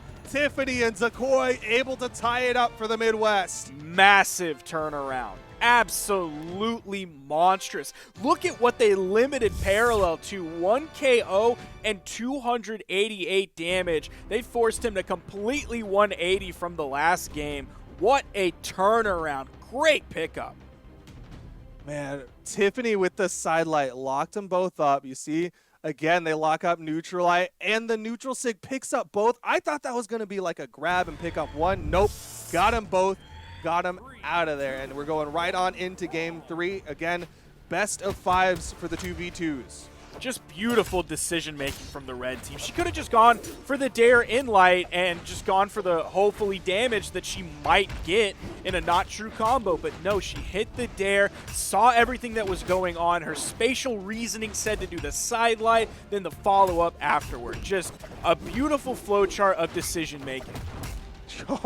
And they are just exploding into this one. The stage my gosh. Off the scoop, and Parallel's gone. The South is in trouble against the Midwest right now. And again, they go for it, but Tiffany goes for the side air instead of the NC. That setup off the stage was nasty. That down air, oh my goodness. And Parallel opting for the non-traditional follow-up there with that gravity cancel NSIG. Saw that Zacoi was looking for the punish if he went for the side air.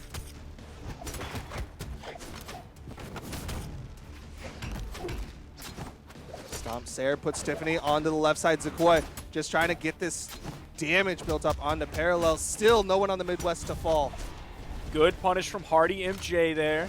Came in with the axe neutral light right on the edge. Didn't want to waste any time trying to find a jump fastfall side air. Zacoi almost just falling to his death. Hardy able to move around that side sig. Parallel gonna launch Hardy, and Hardy's gonna fall. Parallel gonna fall. Zacoi still on the first stock. Oh, Parallel makes it back though. This game is possibly starting to really fall apart here for Team South. Parallel and HardyMJ. 3 stocks to the 5 of Zacoi and Tiffany. Yeah, the Midwest really holding it down. That last team combo from the last game really fired them up for this one. Tiff still in this one, gets over the side air from Parallel. The Axe D-Light not going to be a KO move, just sent Tiffany flying, but she gets back. Okay, nice ground pound from Parallel. Wants the Gimp, but Zacoi with the recovery put Parallel onto the final stock. If they get Tiffany here, there is still that hope. They got to take out Tiffany. All right. Just add up damage onto Zacoi, but really just hunt for the knockout onto Tiffany so they can go for the 2v1. But HardyMJ has got to avoid damage. Zacoi loving those hammer dares that he picks up really low. That time he didn't get the bounce off of the stage on the 45-degree angle. It just sent up, but still. Good work. HardyMJ now definitely in the red. You see the side light. Zacoi even goes down, expecting Hardy to move down as well. Maybe fastball out of that. There's the stock taken from Zacoi. It's now 2 stocks to 2. Hardy and Parallel have done a great job evening this up stock-wise. Hardy is got to hold on, though. Deep red here. One misstep, a scoop might even be enough for Zacoi to take out HardyMJ. Stomp into target swap. HardyMJ still living.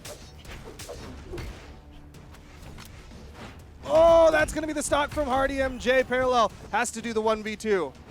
Zacoi swinging. Tiffany actually comes in, hoping to find the first side air. Ended up hitting Zacoi, but did find the second side air. And Zacoi, 3 KOs, but 639 damage done. Shouts out to that accident from Parallel that ended up killing HardyMJ.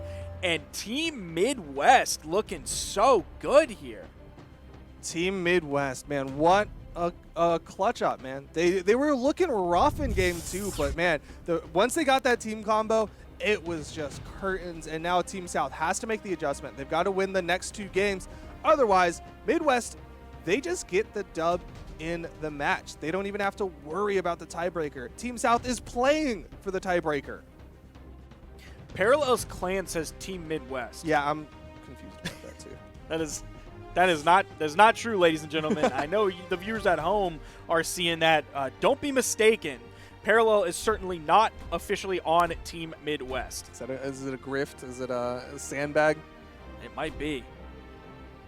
Check the bank history of Team Midwest to see if there are any sus transactions moving into Parallel's bank account. We need to get the IRS on the phone right now. But in the meantime, game number 4 still on Apocalypse. Tiff and Zacoi. We see Parallel making the swap over to the Jala. Already coming out swinging. I think he's found 4 hits so far. A lot of axes in this game. 3 axe characters on the screen.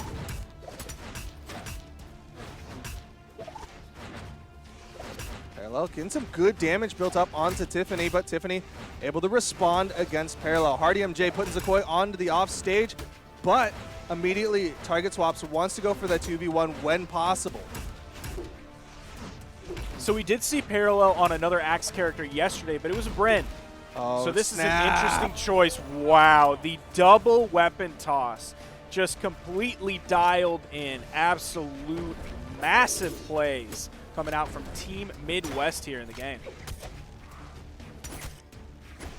Nice down 6, still not enough to take out Tiffany. You saw HardyMJ trying to position for the stomp. There's the stomp side air. D-Light recovery, and the stock count gets evened up, but a slight damage advantage to the Midwest.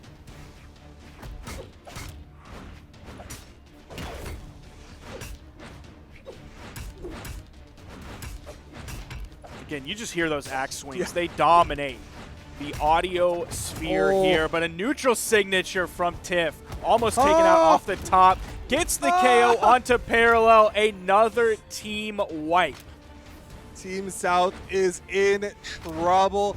Weapon spawn, Parallel picks it up. More axes in hands, but they don't even have a red person to target. They have 2 members of the Midwest that they have to build up damage on before they can look for the knockout.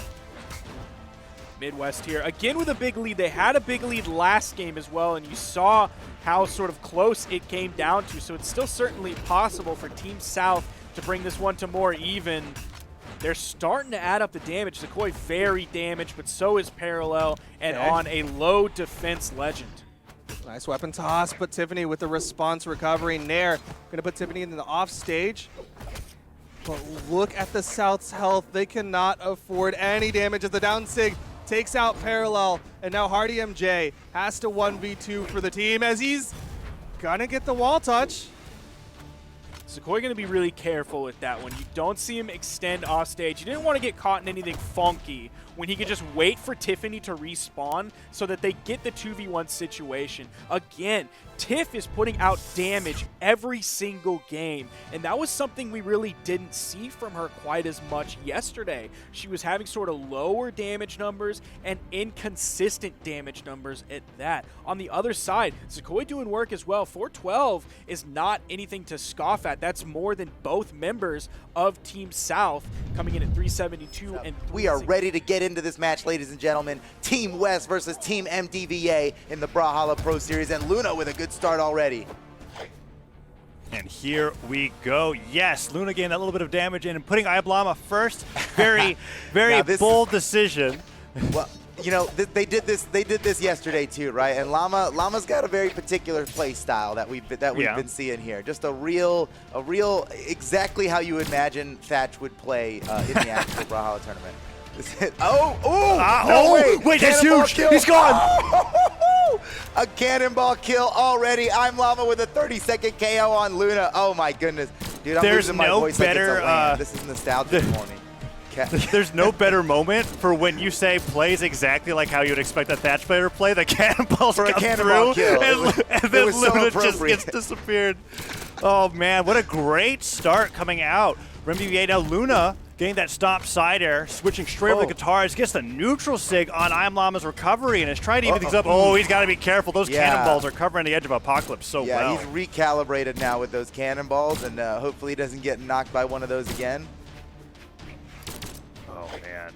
Thatch's down sig on blasters with the cannonballs. Oh my, not again, not again. Oh what? My God. Llama, he's just putting the cannonballs right where they need to be, and Luna is running right into it. Now what's he gonna do? Llama has a chance to go up 3 in this game. That'd be ridiculous. Against Luna, they were really counting on Luna to kill it in this crew battle. Luna's one of the greatest players in the game. He's been ranked 1 on the ranked leaderboards many times over. You know, he wins tons of community tournaments. He places top 32 all day in the big majors. He beats Llama in terms of stats alone, but here Llama is just cannonball grabbing this guy up. He's still not dead. Oh my God. I know, he's still living after a hammer slider from center. Okay, Luna got him. Good thing Luna got him. His team might have been real upset if he did. Yeah, taking a look at how the teams are situated here, we don't have a Midwest situation where they're throwing what we would consider their anchor in on the very first game. Yeah, no, but ImLlama is certainly Java. If this goes to a tiebreaker, it's all about Java. They're definitely counting on Java to really hold it down. For MDVA, I imagine it's the same case with Stingray sitting in the back. But here's ImLlama nearly 3-stocking Luna in the opening of this crew battle. And that's making me think that every single one of the players on that team has the potential to provide a performance where they're going plus on every single stock. And it's going to be up to West to really crank it and make sure that they don't get hit by this guy not get hit by the cannonballs on the Thatch down sig. I'm talking like what ImLlama's doing is so great with these. He's using the down sig as Luna is jumping back to the stage so that the cannonballs hit Luna before they get their jumps back from touching, and that's resulted in 2 of Luna's stocks going away in orange. Here's ImLlama's finally going down. Even though Luna lost 2 stocks so hard right in the beginning, look at this. He's already equalized the stock. Damage is not equal. Sure, you know, chances are Luna's going to go down here in just a minute, but I think he's really done a great job equalizing here. His team was in a really tough position, and Luna brought it back. I mean, he's now made it a winnable situation for the team. You know what's he almost dropped. He fumbled. About, he fumbled, but he picked it back up and kept running. You know what's beautiful about crew battles that I'm thinking about now? That you couldn't do this in a best of 3 or best of 5 1v1, right? Where Luna can actually go for an offstage guitar gimp that results in him losing his stock first, and then ImLlama losing his stock, and it's still a worthwhile trade. It would be it's totally worth it. Yeah, point. you can't do that in a 1v1 because it's over at 1 stock. Well, there he goes, Llama taking out Luna, and now we're on to the next Team West player, Blaizzy, coming in now on Petra, a.k.a. Garnet. And that's a really good start. ImLlama hitting him with the downers and side airs, putting him off the left side. Blaizzy wants to equal this up as quickly as possible. Has the orb first. Maybe Gauntlets is what he'll want to cycle to as he misses that sidelight and a beautiful gravity cancel down, like reading preemptively. Blaizzy jumping off of a sidelight miss. Really nice job from ImLlama on the blasters, who's really been doing a good job in this opening. Look, his movement is so smooth, and he's playing the zone like you should with blasters. But now he's got no blasters. Now Blaizzy's got full weapon control here. This might spell the end for him. Llama now with the sword. Let's see what Llama can get done with the sword here. Blaizzy is so close to just taking him out, and he couldn't get it done too soon at this point. He's already Llama's going plus here. He might actually take another stock here and go +1. ImLlama is playing so well against both of the players he's been up against so far because all of his punishes are basically just destroying Blaizzy for jumping off of a whiffed option or just any miss. ImLlama's coming in, he's jumping backwards, and then he's side-airing Blaizzy in the position that they are after the move doesn't connect. And now we're in a situation where they both have even damage. Can Blaizzy take the stock, or is ImLlama going to go plus before they go down? It's looking good for MDVA so far as that down sig whips. It's looking real good for MDVA so far. I mean, even if Llama doesn't get the stock, he's got Blaizzy in red. The health doesn't get reset. This is a very good position for Team MDVA, but down sig would be huge. How long a stock can last at red? You know, finishing it off is big. Llama just went +1 there. He's taken out 4 stocks with just his 3, and he's still going. Holy Llama's cow. Crazy. That entire last exchange was like a good 20 seconds of Llama playing footsies, waiting for the jump punish, gets the side air, takes the stock. He goes down, but that was an incredible maneuver coming out from Llama that gives his team a 1-stock lead as Lil Capped's now up to bat against Blaizzy here as as we were talking about earlier, right? The ideal matchups that are going to be coming through this crew battle have finally started.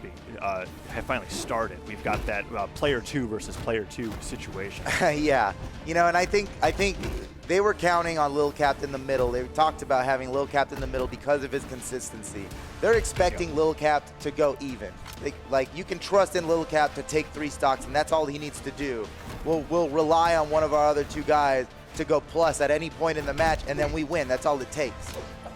So it's up to Lil Capped here to just keep it steady. And you know what? Obviously, you know, he's not looking to just go even. All these guys are trying to kill it. Right. They all want their moment of glory. The 9 stock.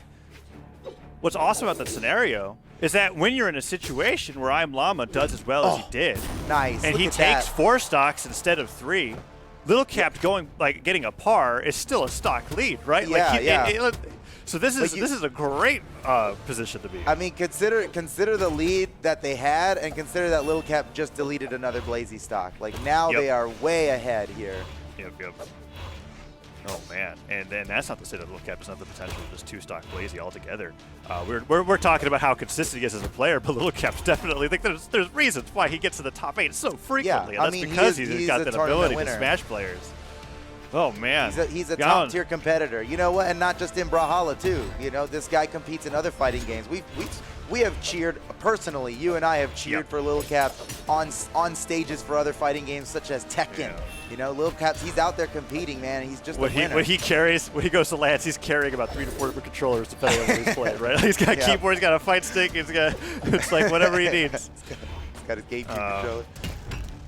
Okay, and here we go. He's doing Scoop great. comes through. He might actually take Blaizzy out. Oh, no. That's it. Oh, that nice job by Blaizzy. That was just barely enough, too. Yeah, and that I feel like that was credited to Petra's high force there, too. Just being able to knock him out on the side there. Silent Sider perfect on the edge of the stage. On the edge. He was as far over as he could be on that edge without gravity canceling the side light.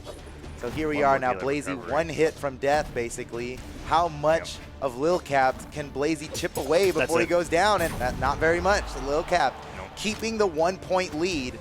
Or 2. It's a 2-stock lead. He raised it from a 1-stock lead to a 2-stock lead. MDVA is +2 right now. It is so hard to come back for a +2, but you know what? That's why Java's in the final position here. Team West is counting on Java to absolutely shred this. But it's going to be tough enough to take out Lil Capped in this mirror match, no less, by the way. These are, in fact, these are our 2 most premier Bodbar players in Brawlhalla esports. And how appropriate it is that they both use the same skin. They're just, I mean, these are the guys. It must be part of the formula to greatness, right? Yeah, being able to use the skin. Yeah, because they've even got the same stop sign. Do you play Bodbar? Are you trying to win? Do you have the Trucker Bodbar skin? Oh, wow. Okay, that's your problem, right?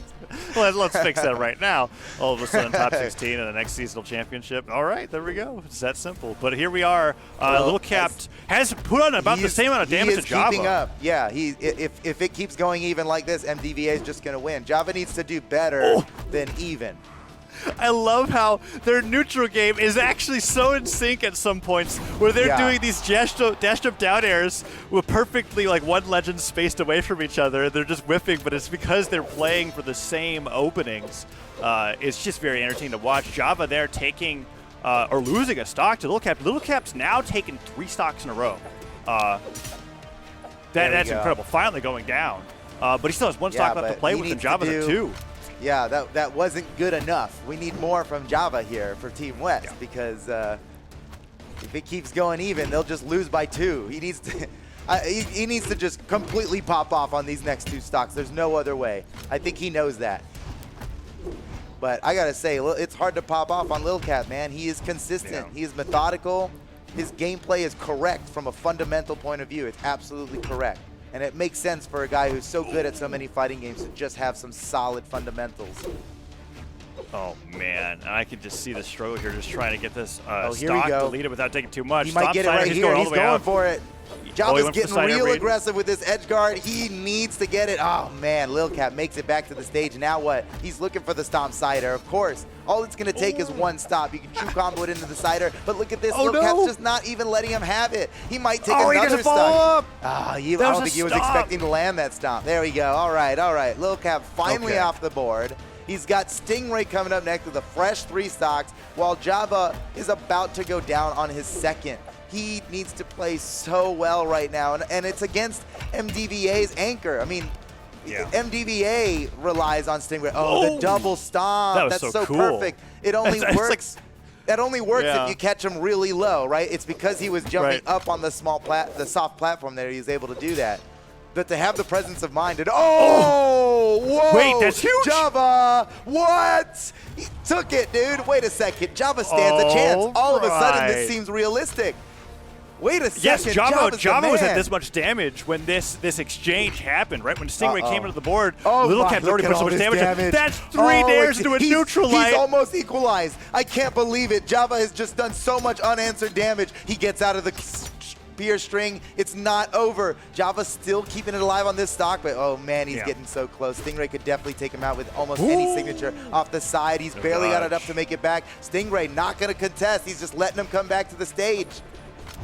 Yeah, Java going in for the nairs once again, but Stingray not staying too high into the air. Oh, stop it in nair right afterwards. That's so much damage. And now, if Java gets another stop side air, is that the stock? No Java way. takes No 3 stocks in a way. row. Java Same, has he's been at brought this back damage. From a +2 lead, Java has brought it back, and now he's got Team West in the lead. Oh my goodness, Team West fans are popping off right now. I cannot believe that suddenly they're in the lead. This is incredible. Java, a breath away from death here. Stingray is just looking for one killing blow. It could be almost anything. A side air? Oh, how about a side sig? That's way more than enough. And here we are, last stock. You know what? The leads and the deficits in this entire match do not matter now. All that matters is this one stock. Oh man, Java has been using a lot of these openers from Stingray, whether they're downlights or sidelights, against them, usually landing with a side air or sidelight punish. The weapon throw doesn't get the bounce off this time, and Stingray is starting to put on some nair damage. Java's taking a lot of damage. Is working. Stingray Spear is working so well against Java. He was trying to come at him with the sword before, and Java was just thrashing his sword with hammer. God. That had to have been like 4 spear nairs in a row. Went for the neutral to finish it off. it. And Java was making such a great comeback. He's come so far. Is it really going to end right here after all of that? Is it going to end now? No, he's bringing it back. He's not going to let it end just like that. Throw, neutral light.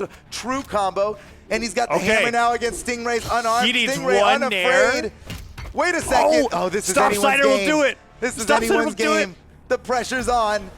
Java so looking for it. I don't think a Stomp Cider is even going to be enough right now. He has to, you don't think do a so? little more damage to him. That's it. Oh! Stingray. Oh, man. He clutched it. He just barely needed it. So much pressure he had on him there. But he got it done. Oh, my goodness. So much credit to Java. You cannot give him enough credit, dude. 814 damage in that match. He popped off so hard. And against Stingray, too, who was like, you know, statistically the most capable of handling Java. And Java, he really clutched it, man, but it just wasn't enough. And surprisingly, too, that it was all on that last stock. It's clearly like, once the pressure was on Stingray and he was like, wait a second, it's just a one stock match here. Like, this is the last chance. He did it. He did it right when his team needed it. Oh my goodness. Yeah, it was a really interesting dynamic between the two teams, whereas the first 2 players that went in for MDVA really knocked out of the park. 700 damage plus for Lil Capped and ImLlama. With Stingray coming in at the back, we were saying it was the anchor, but in reality, when it came against that fight with Java, it's a good thing they had as many stocks as they did, because they certainly needed them. Java really pulled out all the stops, and it wasn't until, like you said, the pressure was on that last stock scenario where both players had no damage on them. And that's all that mattered. That right? Stingray got a hold of the spear. To one stock, that was it. But you know what? Team West is looking like they're in a pretty good spot. You know, Luna did an incredible amount of damage, nearly 500 damage, and that was with Luna's first 2 stocks getting deleted almost immediately. He barely did anything on those first 2 stocks because he got thatch cannonballed in the worst way, right? So I think both of those Luna stocks having were a slightly better match, a slightly better game for Luna, and I think Team West is going to be golden. And honestly, Luna did great. But he did all that greatness with just 1 stock. Imagine if he played that way with all 3 of those stocks. They should be golden. I think they made really good out of a really bad situation, and maybe with a better start. That's all they're going to need. Yeah. But man, that was close. It was incredibly close, and I totally agree with you. It was something where I feel like Luna actually adapted quite well to ImLlama after the first 2 stocks, and then it was a little too late. ImLlama goes in, takes that +1 that really decided the match for them, right? Because Lil Capped did exactly what you said Lil Capped needed to do, which was just take 3 stocks, right? He went did. even. That's what, That's what they're going in for. He pushed it. He pushed their lead from a +1 lead to a +2 lead, which is, I mean, I feel like a +2 lead in a crew battle is almost unrecoverable from. But he absolutely brought it back and just lost in a straight 1-stock battle against Stingray, who absolutely crushed it when he needed to. And it seemed like the spear, honestly. And then Stingray's he's not even playing a spear anymore. His spear killed it, but I think he was unhappy with the Hattori performance, and I think he's going to rely on Asuri. I got to imagine he's playing Asuri for some dunk action. He wants to slap someone off the stage. Before, you know, a lot of these guys were whittling them down to red, and then we're killing them off the top of the side. And I think Stingray, he wants a gimp. He wants to take somebody out before they even get to red. And Asuri's and it looks like Blaizzy's got the same idea with the Tigress lock-in as well, right? Yeah. So we've got an Asuri on both Love sides. to see it. We're getting a little more feral here on the other side. Luna's over here on Nash, so bringing out a counter pick specifically to deal with the play style of ImLlama. This is clearly a counter against ImLlama. Yeah, you don't exactly need a ton of dexterity when you're just trying to delete a Thatch at orange. And every single one of Nash's signatures are going to be hard-hitting. The hammer's so reliable as well. ImLlama not quite getting the signature follow-up after that downlight they were looking for, but already a better start than it was in the previous game. 1, because ImLlama doesn't have the blasters, and 2, because Luna still has 3 stocks. By this time in the last game, Luna already lost a stock, so it's going pretty well for Team West right now. It's absolutely even as we start this match off, and you know, maybe the Nash pick is working out for Luna. I wouldn't credit the I wouldn't credit anything with the legend select here. I don't think Nash is particularly any better at fighting Thatch before. You know, particularly any better at getting hit by cannonballs. Yeah, it's about the same. I agree. About the same. But Luna clearly more comfortable on the Nash, especially fighting against the quick movement. I mean, look at him moving around. Look at this guy. He's so fast. He's quick. He zones. He makes people play his game, you know, and that messes people up. I think maybe Thatch will just do better against that. Llama still taking out the first stock and still getting the lead for his team here, but Luna's a lot closer this time than he was last time. And a perfect neutral signature. He waited the heartbeat. He read that he was going to do a neutral dodge there and punished him so perfectly for it, but it wasn't enough to get the kill. Yeah, I want to comment on that point that you made about ImLlama with the movement in particular. I feel like ImLlama is one of the few players that when they pick these low defense legends that have stats and everything else, right? Because they're so infrequently picked, that they to really succeed with them, you need to have this style of where I feel like you're almost attacking your opponent with your movement, right? Like we're watching these situations where ImLlama is just dashing back and forth. That neutral light takes him down, but he'll like dash dance really quickly in place to the point where it almost looks like he's warping, and he'll stand completely still for unusual frequencies, right? Like unusual amounts of time, and just keeping his opponents completely confused as to where he's going to be going next. And then he hits you with the side air when you jump, and you feel like a fool. It's so cool watching him play this Thatch. But Luna really holding their own this time, keeping ImLlama onto the sword, and evening up the stocks 2-2. Oh, nice slide up. Oh, no way. That's just enough? That killed. That, like, just barely killed. That's such an early KO. Oh, man, that's goodness right there. Down light, jump, gravity cancel, side signature. He landed it. Oh, man, Llama's so fast. Whoa, and he's getting all of these downlights too off of these whiffs. That's something that I feel like ImLlama's really got to get to Luna as a player, is that Luna will miss the side light or an attack on the ground, and ImLlama jumps behind them and pivots the gravity cancel downlight that catches Luna as they're jumping, and they're getting so much mileage off of this that they're going to start off with like a +2 at this point if Luna's not able to equal up the stocks right here and now. Yeah, last time Luna did do this. Feeling good. Oh, man. Llama didn't do poorly or anything yesterday, but I think he has got to be happy with his improvement here today. I mean, what a performance. He's just winning. He got both games of his crew battle, and he's killing it. I mean, if he takes the stock here, he's done better than he did in the previous crew battle just now, right? Because he ended up with only 1 stock going into Blaizzy. There he goes down, Okay. Luna, and almost a complete copy of the previous matchup when it comes to the situation. Let's see if Luna's able to get ImLlama into orange like last time, or if that's just going to be it. Oh, ground pound for damage, knowing that a recovery or neutral stick probably wasn't KO just yet. Oh, as we see right there. Well, if that was a gravity cancel neutral signature instead of a Would've recovery, I think it would have killed him. And that's exactly, that's the play, you know? That's the highest force option he could have done. Oh, but he's just going to keep going for those downlines. I think now unarmed recovery. It's definitely the easier to execute, but that's the side arrow will do it. Well, there he goes, Llama going +1 again. Really solid opening for MDVA, and now Blaizzy on West is on the Tigress going into this game 2 of the crew battles. Let's see if they're able to avoid losing a stock last time, because this is where ImLlama really secured the win for their team. Yeah. I mean, Blaizzy could just erase all the progress that MDVA has gained. If he has a good first stock here, it'll be like nothing happened. Nice dash jump over the sidelight. Man, that's quick.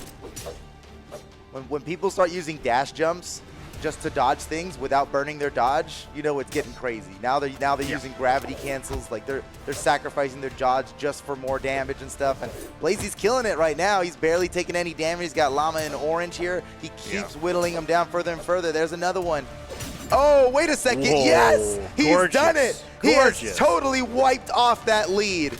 You may as well reset the scores right now. It's 6-6. And these guys just have to fight it out again. Once again, Lil Capped versus Blaizzy, but Blaizzy's on a new legend now. Let's see how it changes things.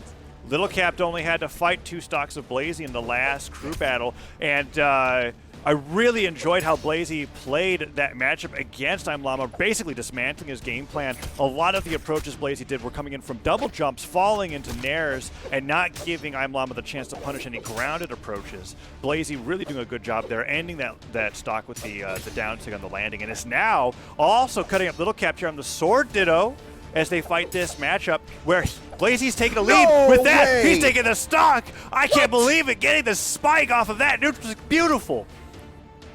That's crazy. That's huge. And plus, like, that downlight brought him up just enough so that he would go over the corner if he landed the neutral signature. That was, like, so perfect. I just love seeing a good Asuri play like that. I mean, I'll be honest. I'm a little biased. That was good Asuri action right there.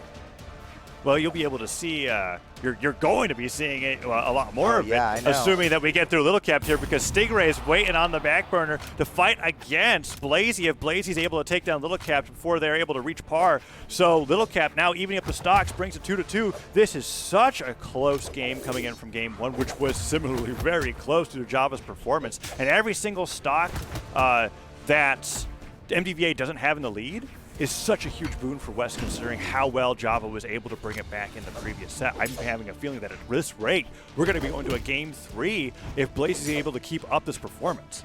Well, it's hard to say because it is just so even right now. Yeah. What? Yeah. What? The You never heard of the classic stomp Lil Capped. into weight combo.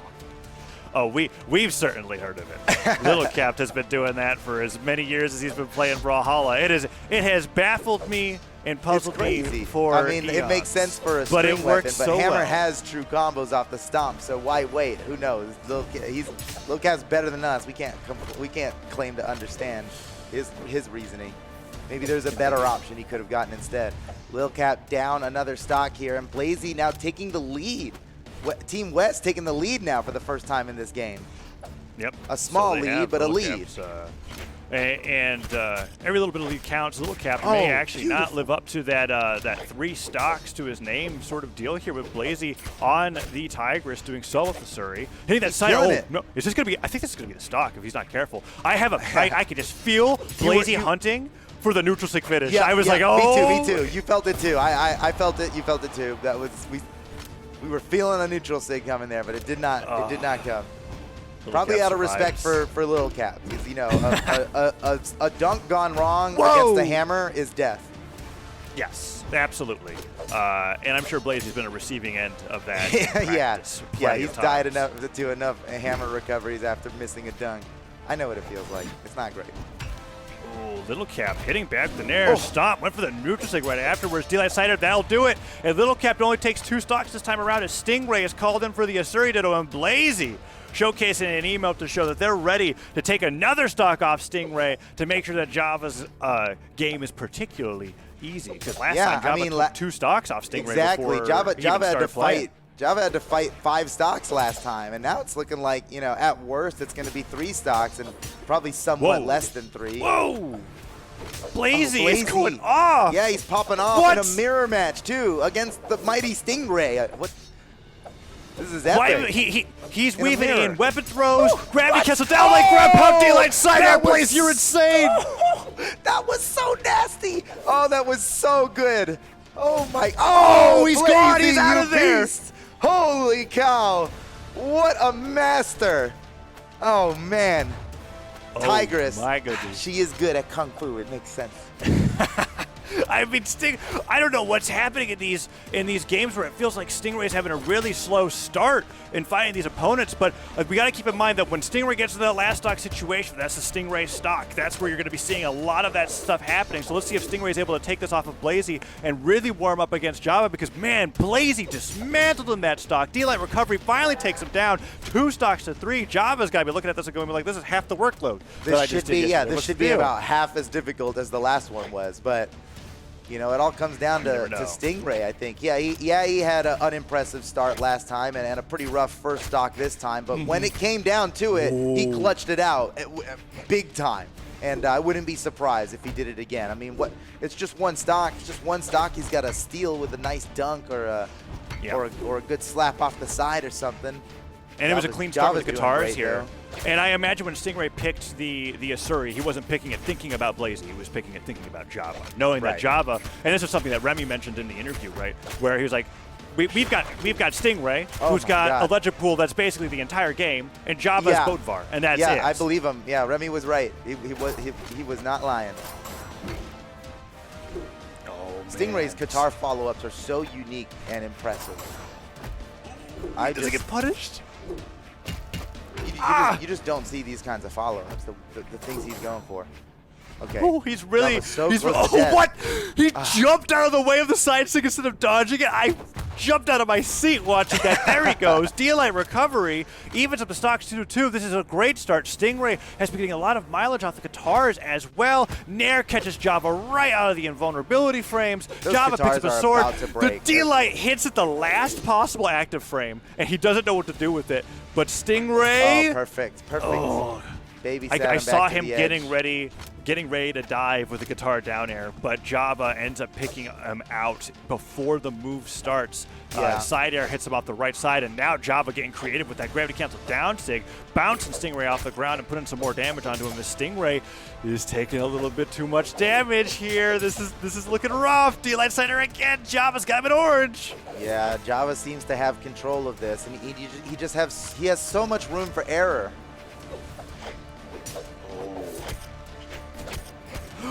D-Light gets him out of the dodge. It looks like we might be going to a game 3 here. Unless Stingray pops off incredibly, I think we might be going to a game 3. Let's find out. I have a feeling that if Stingray takes this stock from Java, Stingray might win the entire match. Your wish is Stingray's command. Coming through. Oh, look at that. Okay. And I'm telling you, it's the Stingray stock.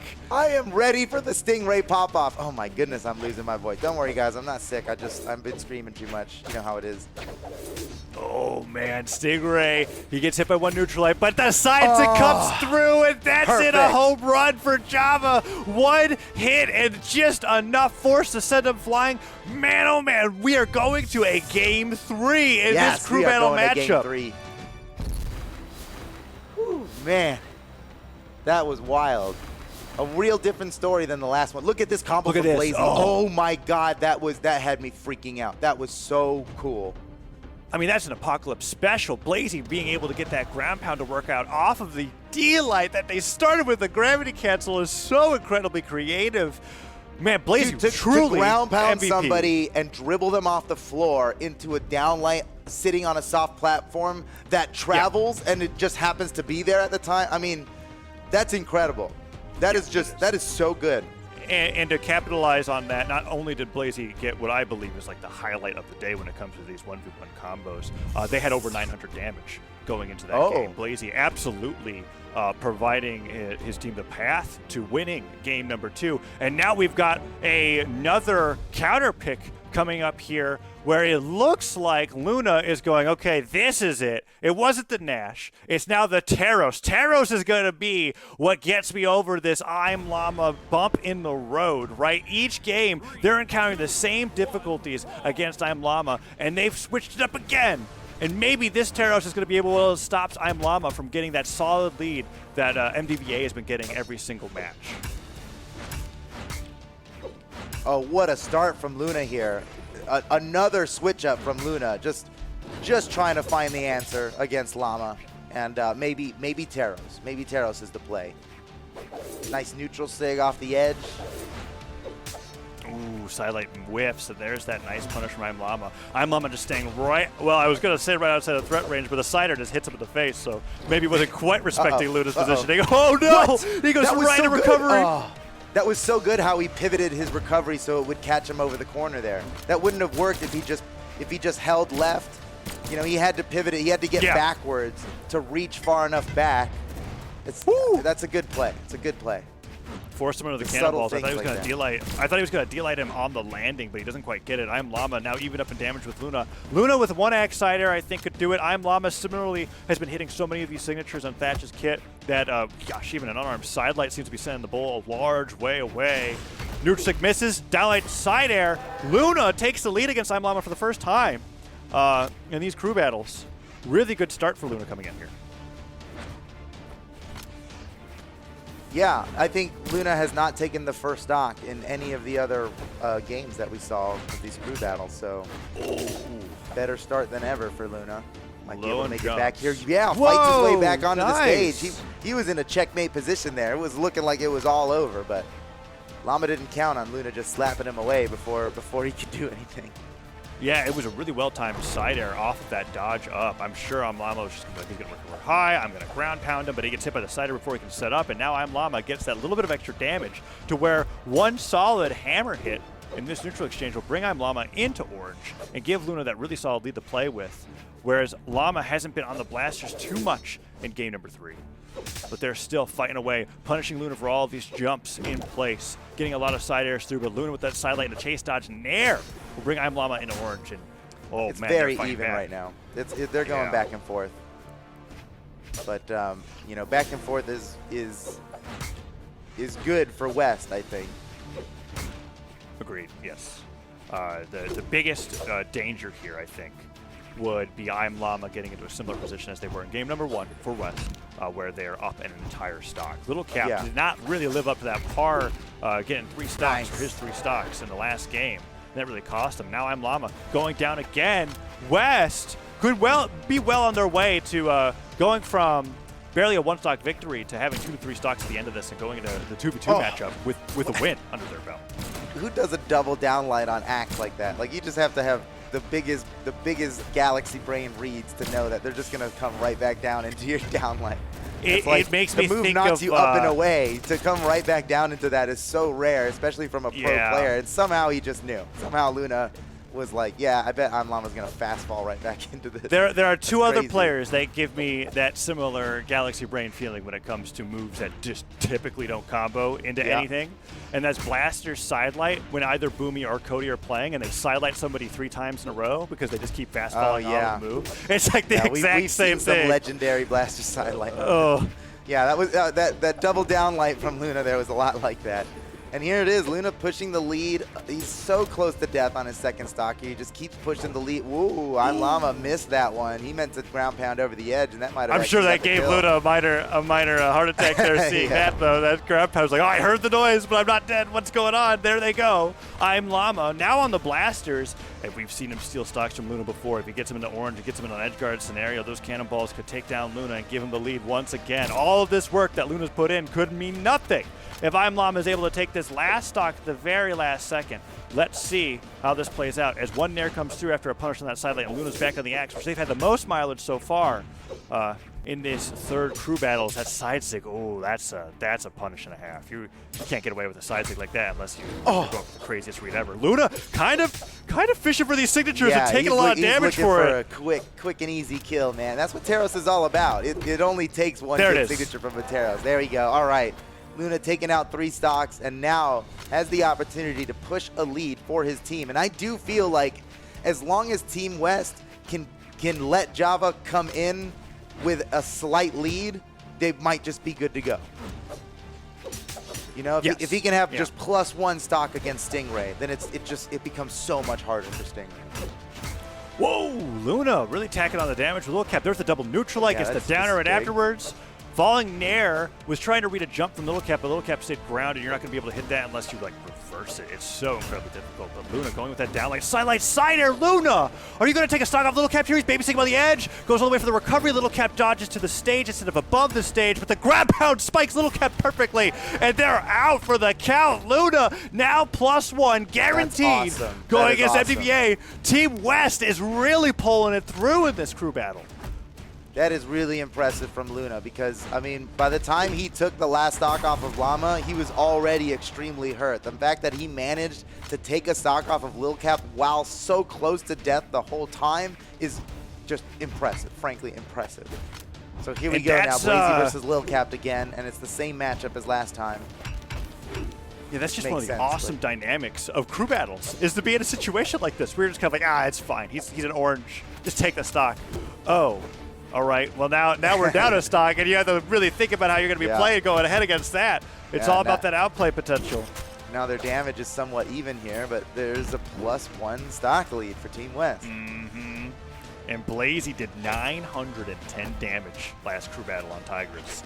And that was over the course of taking 5 stocks, I feel like, 4 or 5. While before having Java rotate in. So Blaizzy really putting in the work. Neutralite hits. They don't quite get the neutral sig dunk that we were hoping for there. And Lil Capped's fighting back, trying to get the stock and at least even up the stock count. They can't even up the damage. Forces the dodge. Oh, no side. Okay, I get it because the stop hit so low beneath the stage that they couldn't cider afterwards. But Blaizzy, in such a devastating way, takes advantage of the fact that a sidelight hit them, not a side air, and gets that recovery knockout off the top. It is now 6 stocks to 4. Blaizzy could knock out Lil Capped completely before even losing a stock. It's possible as this sword's picked up. Blaizzy's clutching it so hard for Team West right now. This is amazing. Yeah, he's being so careful. He wants the full 3. Imagine a 3 stock lead. They're gonna be fine with a 3 stock lead. This is already difficult enough for Stingray the way this is getting set up. Two sidelights to the neutral light. Lil Capped forced to the side of the stage. Dashes through, doesn't get the neutral light. Blaizzy tries to kick him away, dodges all of Lil Capped's side airs. Down doesn't hit the down air, spikes him off the side of the stage. The down air gets the recovery. That's it. Blaizzy takes Lil Capped out. Lil Capped did it. He only took Luna's stock, which was in red to begin with, and lost a stock to that. Lil Capped absolutely getting demolished. Stingray, 3 stocks to 6, and Blaizzy's continuing the hurt. Are they going to take another one? Dude, Blaizzy. Oh my, Blaizzy MVP, dude. He's killing it so hard. Holy cow. And Blaizzy now in has a mirror the most match against Stingray, the mighty Stingray, the famous Stingray. Okay, Blaizzy finally loses that stock. Felt like he was at red, 3 stocks red for like 6 minutes now. I mean, I don't think you're wrong. You were saying that to like exaggerate, but it really felt like I was that trying he was to just exaggerate, but that was a little realistic. Yeah, it's a little too honest there, that estimation. Stingray was able to take out that stock, but Blaizzy has got some of the most impressive game strategies that I've ever seen in a situation where they're really deep in red, where they incorporate all of these weapon throws and this constant barrage of pressure. A lot of strings in Brawlhalla and a lot of neutral exchanges definitely feel like they've got, that's so perfect. Nice. That's a perfect slide kick on the corner, man. And Blaizzy. The applying pressure in so many ways. That's so good. It's a great emote for the situation at hand. Yes, definitely. Because that's the vibe he's putting out right now, is that he's winning and he is dancing about it. So Blaizzy just did it again. Stingray has an opportunity. Wait, he got him. That's a quick stock right there. Okay, this could be the beginning of the epic ultimate Stingray 6-stock comeback. Yep. It's going to be up to whether Blaizzy takes the stock here. And Blaizzy tried to get that real nice and early. Nutrix comes through, doesn't quite grab him. Grave Castle downlight trying to get the extended range, like the very max range of the downlight to connect. He doesn't quite hit it. Now Blaizzy's over the sword, and I'm looking forward to these dash jump weapon throw follow-ups. Blaizzy keeps these strings going so well by weaving in their weapon throws and picking them up right afterwards. It works so beautifully against Stingray, and this could be another stock for Blaizzy. Oh, a side air just barely misses, but the D-Light recovery gets it. And he's eating some pizza for that one. Speaking of eating some pizza, Java, you could probably get up, right? You could probably go out and get some food right now because you're not playing a doubles. I don't think you're playing in this crew battle either. It looks like Blaizzy's gonna be fine. Wait a second. Oh man, you get excited when you see a Surrey dunk like that. Dude, Blaizzy ate 3 whole slices of pizza between those stocks. I mean, now he's got to be a little bit bloated. I feel like that might slow him down, you know? I know. You got every step that you take, you can just feel the pizza moving around. That was a quick 3 slices too. I mean, that's a lot of cheese. It's all right. We've got plenty of. Okay. He goes down. We've got plenty of emotes that allow your legend to nap, right? So like, just choose the right one. Make sure you digest it. We'll come back. Java's coming in. 3 stocks to 1. Can basically pick his own adventure here of how he wants to deal with Stingray, but maybe Stingray's actually just the hidden secret boss. Dude, this could be Stingray. He might just achieve a new instinct here. He might just not get hit anymore. Let's see. I mean, we've seen Stingray. We've seen Stingray 3 stock some kings. So I don't know. It's not that crazy to imagine it possible, but can it actually happen? Oh, he tried to end up with the sidelight, Java. Picks up the weapon before Stingray. Gets the side air. Man, weapon throw forces the dodge. Is this going to be the end? There's no way. Java's he is just waiting for Eddie. He's just whatever. He'll eventually get it. Okay. Okay, all right. He almost slid off for the neutral. He wanted to slide off, I think. He just stopped like 1 pixel short of sliding off. Man. All right, Java. He wants to end it with style. He's got a lot of chances here. And Stingray's like, well, go ahead, man. Get as much style as you want. Gives me more opportunities to bring it back, but... Weapon throw. Oh, nares him. I appreciate Stingray is, oh man, he did not give up till his final breath. And that is it, ladies and gentlemen. Team West win the crew battle round of this match against MDVA, but it's not over yet. We're about to go into a 2v2 match with the other players of this team. But so well fought by Team West. That's incredible, man. I mean, MDVA won the first game, and it looked like, it might just be it. They lost that first game pretty bad, man. MDVA really had the best of them, and I thought that was going to be the tune of the rest of this, but it's the best of 3, you know, and they brought it back in the final 2 games. GG to Team West, especially Blaizzy, man. Holy cow. Blaizzy played so well, not just in that last match, but the match before it as well. So this is awesome what Team West has devised here. And we were talking about this earlier, as Team West was really one of the few teams that made really huge roster adjustments from day 1 to day 2 on the weekend, depending on the team that they were fighting up, completely switching out their 2v2 team. And it paid off completely. Everybody got swapped around, right? Yeah, the only thing staying the same was that Java was the anchor both in crew battles and in the tiebreaker. The 2v2 teams got swapped out, and it was also, not only to our surprise, but to MDVA's surprise, with Remmy interviewing saying that, wow, they really put their heavy hitters in stacking up the crew battle team. We didn't expect that. We think we can win anyways, but look at that. Team West strategy pays off, winning 2-1 in crew battles, and now MDVA, so much I think a lot of people surprised when you just look at the numbers when it comes to the seedings of these teams, are now on the back foot. They have to win this 2s match just to be able to get to the tiebreaker, and Team West could be 1-1 on the first weekend of the Pro Series. That would be incredible. Look, a lot of people aren't expecting much from Team West. They came in as the lowest seeds, and you know how that is, right? But I think they got a shot here. They might just go 1-1 here. And against Team MDVA, who won their match yesterday, they've already proven themselves to be winners here. Team West winning this would be huge. And in this 2v2 match that's coming up right now, you know, front-loading their crew battle would insinuate that Wubz and Zexis are not an epic team. But I know for a fact that they are an epic team. They play very well together. I've seen it on Zexis' stream. Remmy and Cody Travis, look, we know Cody Travis is epic. We saw how he got 1,001 damage in a single 2v2 match yesterday. But that's not without their losses, right? They didn't win every single game in their best of 5 2v2.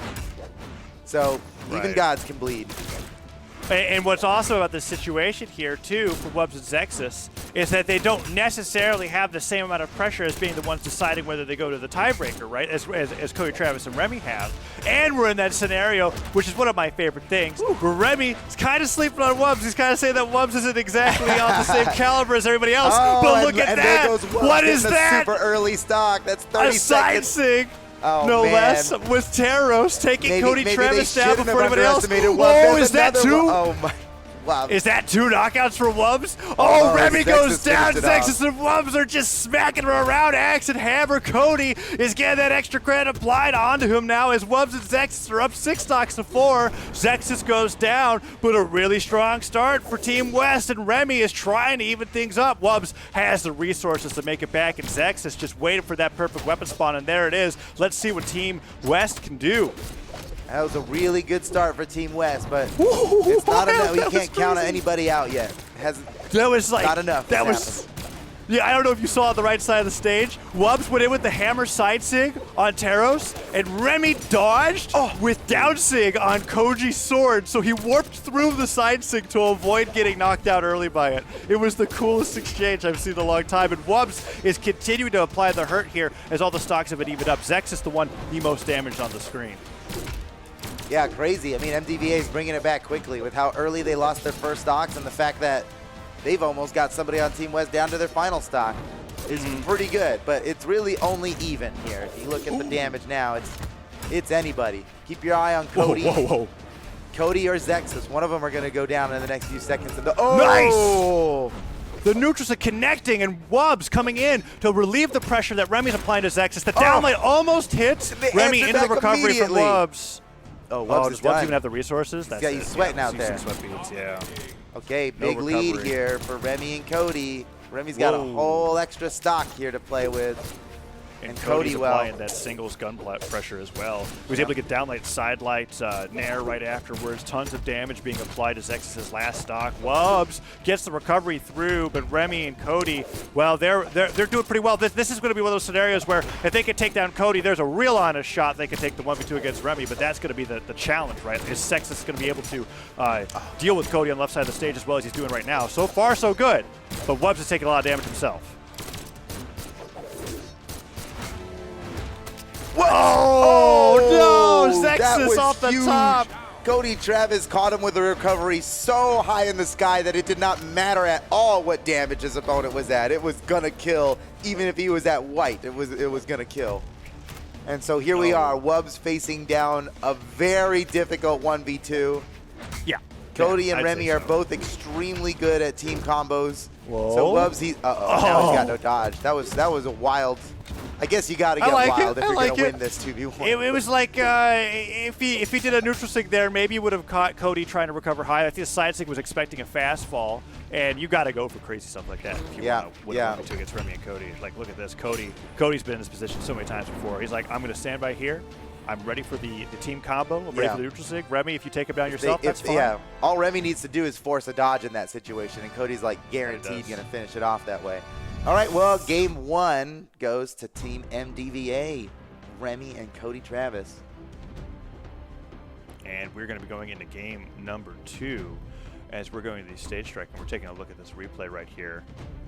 Yeah, Wubz getting that was the moment. Wubz gets the downlight on both Cody and Zexis, but Cody Travis, having the blasters, was able to capitalize from the position he was knocked into to get that knockout. Really unfortunate for Team West. Great opportunistic play from Cody Travis that brought them to that game and really secured the lead. And now we're going on to Crystal Temple with Zexis making the switch over to Finn the Human. Yeah, switched off of Bryn now.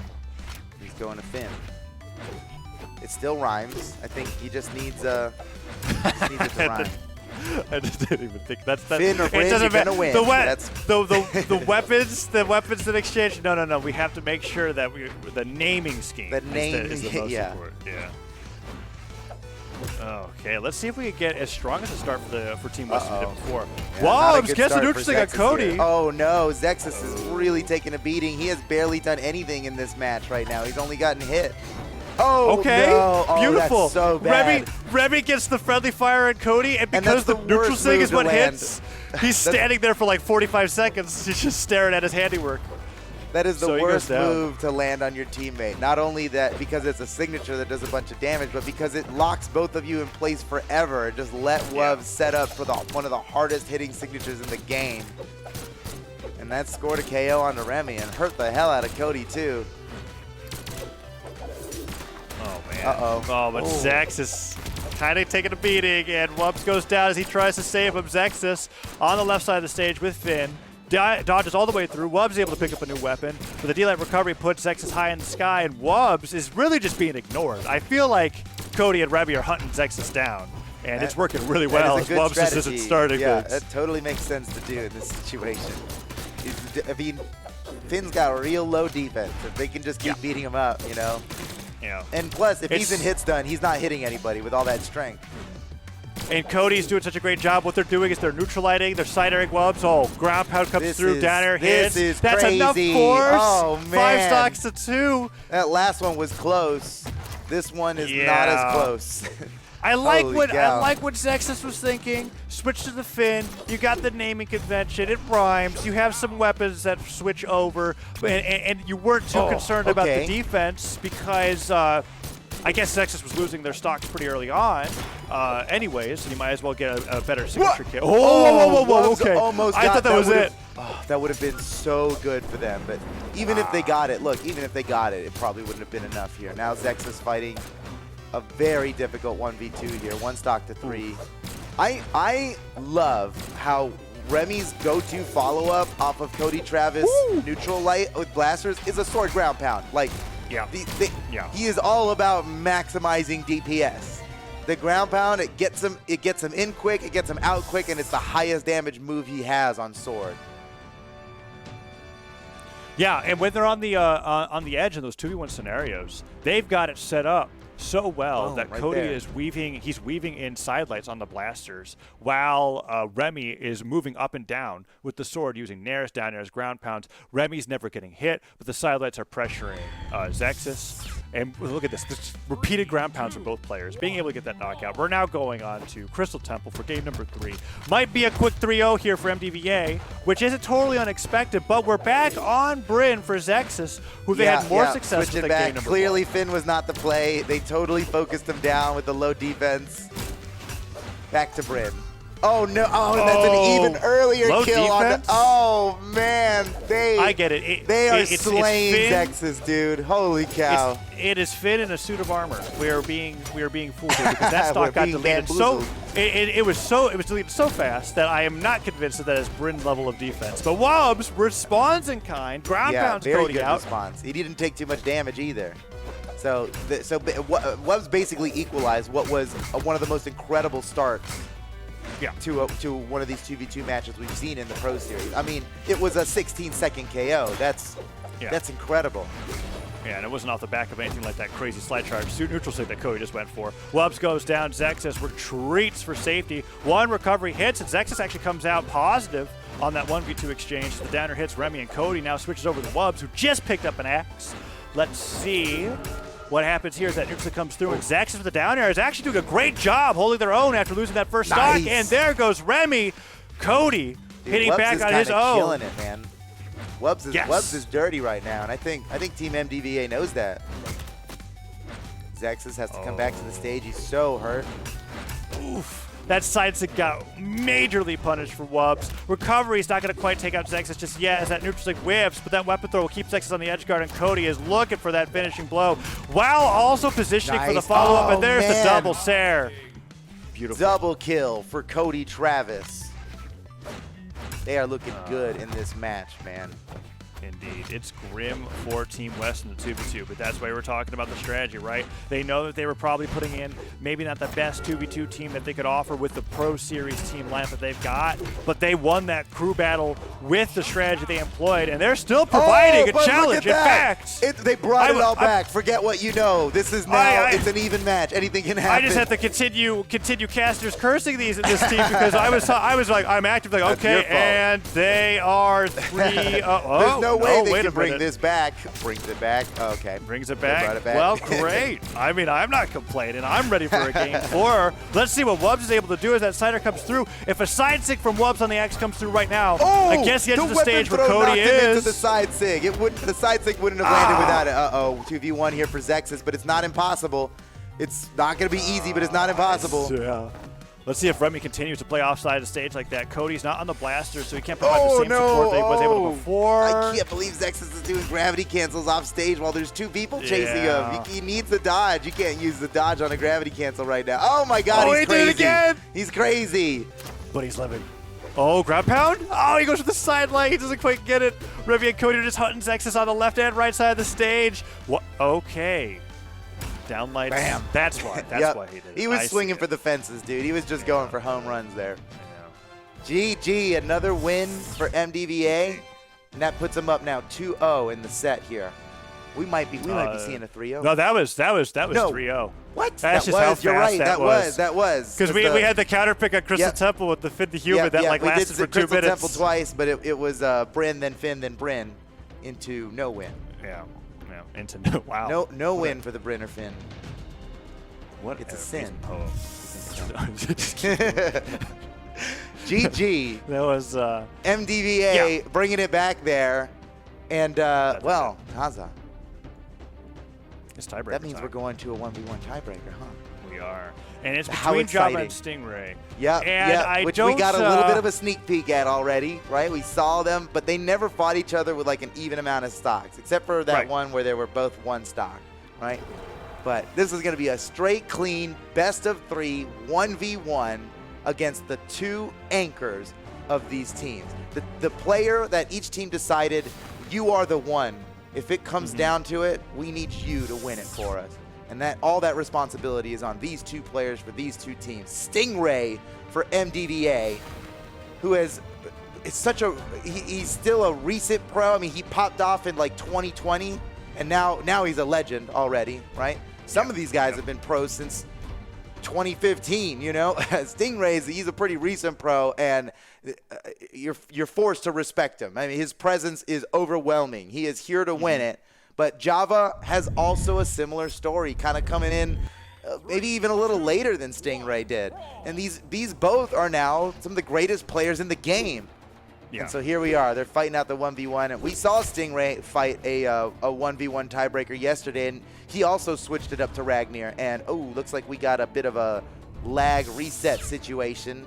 That we do. As per the rules, they get that small amount of time in the beginning to SD if there's any kind of connection issues or whatever it is. So I'll reset it. We'll get back into it. It's such an interesting matchup between these 2 players because you were talking about how they're both relatively newcomers to the pro scene when it comes to lobbies. Relatively. I mean, it's been long enough now, I guess. It's been, yeah. But, I mean, when you're power ranked 4 compared to some of these 10, other guys. When you're power ranked 4 and 10, you've obviously been playing in the scene for quite a bit to have such a prestigious ranking. But what's cool between the 2 players is that Stingray, I think, provides a lot of what STTP Wilson did in the past, which is this pro player who has this absolutely bottomless legend pool. I mean, we've seen him now break out, 3, 4 legends just in this this Pro Series matchup alone, going from a Tori to a Suri, now to Ragnar, opening up against Java, whereas Java is very much astutely a Bodvar main, and we've rarely seen Java do anything else differently than that. And they play so differently, and their matchups are so unique that it ends up being one of my favorite matchups to watch. Like, I wouldn't be surprised, win or lose, if Stingray switches to a different legend just because that's part of his play style. Yeah. Oh, he can do anything. Well, maybe he'll bring back the Orion for us, you know? Yes. Maybe he'll just slap him down on Taros. Maybe some Asuri dunks? We don't know. I mean, I remember being surprised. You can never know with Stingray. But I think Stingray brought out the Scarlet with the Coslix loadout. That happened in a tournament recently where I was kind of like, wait a second, who am I watching for a minute? Like, that's just something that happens. So we're going to stage striking now. Same legends. We're getting ready for game number 1 of this best of 3 tiebreaker, where Team West could potentially upset MDVA and result with both teams having a 1-1 total scoreline over the course of the weekend, which would be incredible for West, which, like we were talking about earlier, right? We look at those numbers, we see the double digits, and we go, Team West, you know, it's There's whatever, no way right? around Sometimes it happens. You know, the stats have them as the worst seed in this tournament, but you all know that seed isn't everything, right? Right. And that's why this is the Pro Series. Point, nothing else matters right now other than Java versus Stingray. Java versus Stingray. It's all up to this, the tiebreaker, deciding it all. Crew Battle went over to West, 2v2 went over to MDVA, and now we're here on Mammoth Fortress for game number 1, where Stingray is pulling out a lead with this damage on the guitars. I know that when we watch Stingray versus Java in the crew battles, despite, like you said, the stocks and damage being rather lopsided, I felt like Stingray got the most mileage off of his guitar play on the Asuri. So it makes sense to me that Stingray's focusing so hard on them here into this game number 1. Recovery hits through. One more of those could certainly do it, and a side air would absolutely do it as that side air comes through. Wait, it was center stage. It's like he was listening to you. Oh, Java, what a clever recovery back to the stage. It was looking like he was done there, but he kept it going, and it didn't matter because as soon as he got back to the stage, Stingray took him out. Okay, all right, Stingray with a pretty good lead here. He's only in orange. He can take some hits and still be okay.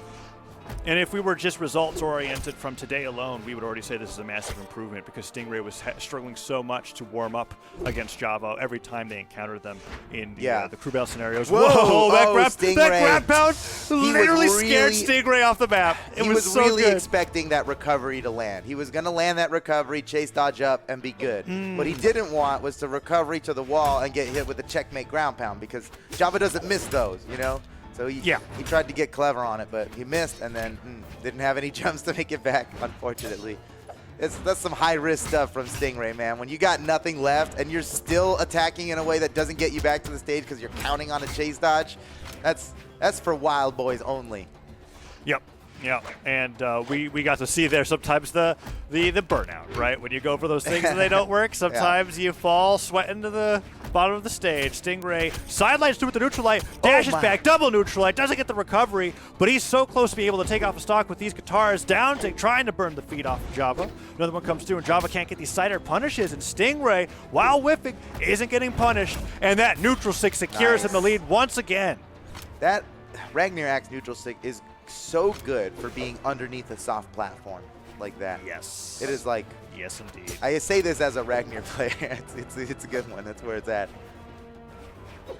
Yeah, Ragnar's neutral sig on Axe in general also provides another amazing mix-up off of sidelight reads, right? Because look at these guys feeling each other out. Are you going to come? No, I'll come in. No, you going to come in? No. What? Oh, no, man, no, you, no, me. No, here I go. There it is. There it is. It's so stressful. Java's really trying to get Stingray to play his game, and Stingray's played against Java enough today to go like, no, I know exactly he's like, what you're trying to do. I'm not going to let you bait me into something punishable here. Oh, man, they know Look at them. Look at them. Ah. Ooh, Java. I mean, Stingray is ahead by a full stock now, and he gets to decide. You got to come in here, Java. There's 4.5 minutes left, and we'll just win if this continues. If time runs out, I'll take game 1, and I got to win one more. That's exactly what he's thinking. And Java, knowing that, is starting to concede. He's trying to go in, and some of those are working, some of them are not. Kind of working. Oh, Nair hits. Dodge is on the ground. That means it'll be up a lot sooner. Java tries to dash jump in, but Stingray with the weapon throw dashing forward. Neutral light hits. Double neutral light. Recovery. 2 stock. Dude. Java is now on match point. Stingray needs one more game. Over double the damage going into that game 1 of the tiebreaker. And Stingray on the Ragnar, I think you're right. He's going to stick with it all the way through. Java doesn't really have a clue against this legend. Dude, that last guitar combo from Stingray was pretty swag. Hold on, it's going to show up here on the... Look. What? Dash across... That was... Damn, it happened so fast I could not even commentate it happening in the replay, but... Yeah. That was epic. Whoa. I mean, reading the dodge into neutral light, dash, pivot, neutral light, catches the dodge, which means the jump recovery afterward is free. And that was like... I mean, he straight up caught him. That's like catching somebody with a downlight on Spear after they dodge, right? Like he completely just like gotcha. I gotcha dodge. You can't come back now. And whoa, it looks like Java switched it up to Yumiko. Yeah, so That's everything a big that I was saying change up about Java only having one character is now out the window. Java has brought in the power pick. The break glass, a case of emergency pick. We've got Yumiko coming up against Stingray here for game number 2, and we're going to be seeing some bow and hammer play coming out from Java. The hammer being the primary thing. Look, I don't feel good about this, but I'm ready to. You don't feel good about it? Well, I mean, we just saw when we were looking at Java's stats, one of the quotes from the questions that was asked of him, right? And they said, "What characters are you going to play in the Pro Series?" And he only said Bodvar. He was convinced that the only character he was ever going to use was Bodvar. So when I see a switch like this, to me, it looks like an act of desperation. But I believe that there's something to it I don't know. I'm hoping that he's just like, actually, against Katars and Axe, I'm super good with bow. Or he's like so confident in like some of the signatures that Yumiko uses that we're gonna win it here. But you know, I don't know. I have seen Java kill all the best players in this game with his Bodvar, and I'm like, why would you switch off of Bodvar? Yeah. You know? Well, at the very least, he's got the stop sign hammer. We've guaranteed that he has. Okay, good. He has it. So the spirit of Trucker Bodvar is with him. Then it's actually so unusual to see. The platform barely saves Java there, spiking him off the platform instead of off the ground. That neutral stick would have taken him out completely. Hammer's primed up. Sidelight doesn't hit. He dodges onto the platform to avoid Stingray, and the neutral stick doesn't follow up off of the sidelight. He got so close. Yeah, not only did it miss, but Stingray had the perfect dodge and punish for it. Ooh, surprise attack by Java. Yeah, you got to be so ready to. Whoa! Oh man! Is it just me, or does it feel like that's faster than I remember? It's fast. You got to be anticipating it. You got to just recognize when a Yumiko is at that range with a hammer. You just know what they're up to. You got to be. Anticipating. I guess if he what? You're just taking the downer there, Java. Oh man, I was wrong. He totally had a Yumiko in his pocket. He lied on the question so that people wouldn't know. Secret weapon. Delay and neutralize. The secret and he avoids weapon. the weapon throw. And now Java so far ahead of this match despite. Look at that. Honestly, he's favoring the bow over the hammer. He threw a brand new hammer away. He threw a brand new bow away for the old bow too. I think he's prioritizing just keeping Stingray on arms. Yeah, he just wants to keep him on arms. You're right. Stingray didn't pick up that weapon, and now Java on the hammer. Look at that! Was so good. Stingray was waiting for a weapon throw, and he had the perfect answer to it. Not only dodging the weapon throw, but canceling out of that dodge with the punish. Beautiful play by Stingray. Java's still got a pretty good lead here, though. And he absolutely needs to win this, right? Java's back is against the wall. These tiebreakers are a best of 3. If Stingray wins this game right now, it goes to MDVA. Oh, Stingray's ready for the side 6 now. Even the dash, giving it the extra distance, isn't going to be catching him off guard as it did on that first stock. Stingray falls to the nair. Side 6 whiffed again. Stingray gets 3 clean hits off of that side 6 missing. And Java now has more damage tacked onto his character than he does. He brought it back. Stingray was losing a second ago. Now he's winning. Not by much. Oh! Java going repositional neutral sig. Repositional. I like it. Using that as a he's using it for the option. movement. Delay recovery gets disarmed, and Java now with weapon control again. Sider comes through. Sider can do it. Oh, perfect. Sizing misses. Punches him away just in time for the weapon spawn. And now Java has no weapon. He's in trouble. It's so close. Stingray. What is that? He grabbed because of down lights. He doesn't. Okay, he baits out the down sig. I can't believe if he landed that on stage, he was gone. Oh, down light. Is that going to be what it takes to end the stock here? The side sig doesn't work, but the side light nair is never going to kill. Grab because of down light recovery catches the jump, and Java somehow steals the stock again. That's crazy how comfortable Stingray was with the hitboxing of that signature coming at him, that he just stood in front of it and let like the breeze blow his face. And he didn't even dodge. He's just like, that's not going to hit me. I'm going to punch you when you get out. Yumiko's side sig doesn't exactly get weaker at the end of the signature, right? It's all the same anywhere on it. So that's why that was so crazy. Java is doing, we saw this happen a few times in the crew battles as well when he's put in this position where he's at a really deep damage stock. He's so good at just destroying all momentum his opponent had and then coming in really quickly with those hits. Stingray finally gets the stock, but only after getting hit by a D-Light and a neutral light from the bow, and Java's now got a completely even Stingray. If he wins this, he secures the 2-0 weekend for MDVA, but Java is trying to get Team West their first win, and he's so close. Let's see if he can do it. Oh man, the pressure's really on right now. Java has to win this or Team West loses. I mean, this is it. He missed the downlight. Perfect punish. Stingray was expecting it. Whew. No, nice. I mean, Java has been relying a lot on like the surprise distance attacks of Yumiko in both the hammer side sig and the bow downline. Yeah. And it only takes a few times. It only works a few times. You can only surprise somebody so many times before they're anticipating it. I think, in fact, Stingray's baiting him into using that side signature right now. He's standing at that dangerous range, hoping that he goes for the side sig so he can spot dodge punish.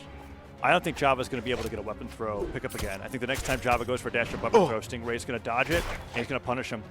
Weapon throw comes through. He missed that weapon pickup. Oh, there he goes with the bow. Bow's picked up. Next, I think he'd rather have a hammer right now, to be honest. Yeah, it's just so tense because Stingray isn't quite far enough in the lead to justify letting the timer run through. We've got 2.5 minutes left. No, and it's Stingray's going put on to the finish. It's going to finish for very sure. Soon, and that's it. Is that it? Yes, it's over. It is over. Stingray wins it for MDVA. They're up 2-0 now in the series, and Team West is 0-2 in the series. What a heartbreaker. Team West was so close to winning it here, but Stingray clutched it out in the tiebreaker. Oh my goodness, congratulations to Team MDVA. Oh, wow. Stingray. I'm telling you, man. Look, not every game Stingray plays is a crazy banger, but when it's time, when you need it the most, Stingray's going to clutch it out, and he did it once again here. GG, Team Northeast, Team Midwest, and Team MDVA on winning their matches today. Man, what an impressive showing from Team West, though. I was so impressed by how they strategized against MDVA with the crew battle, and I was so ready to be able to look at them as the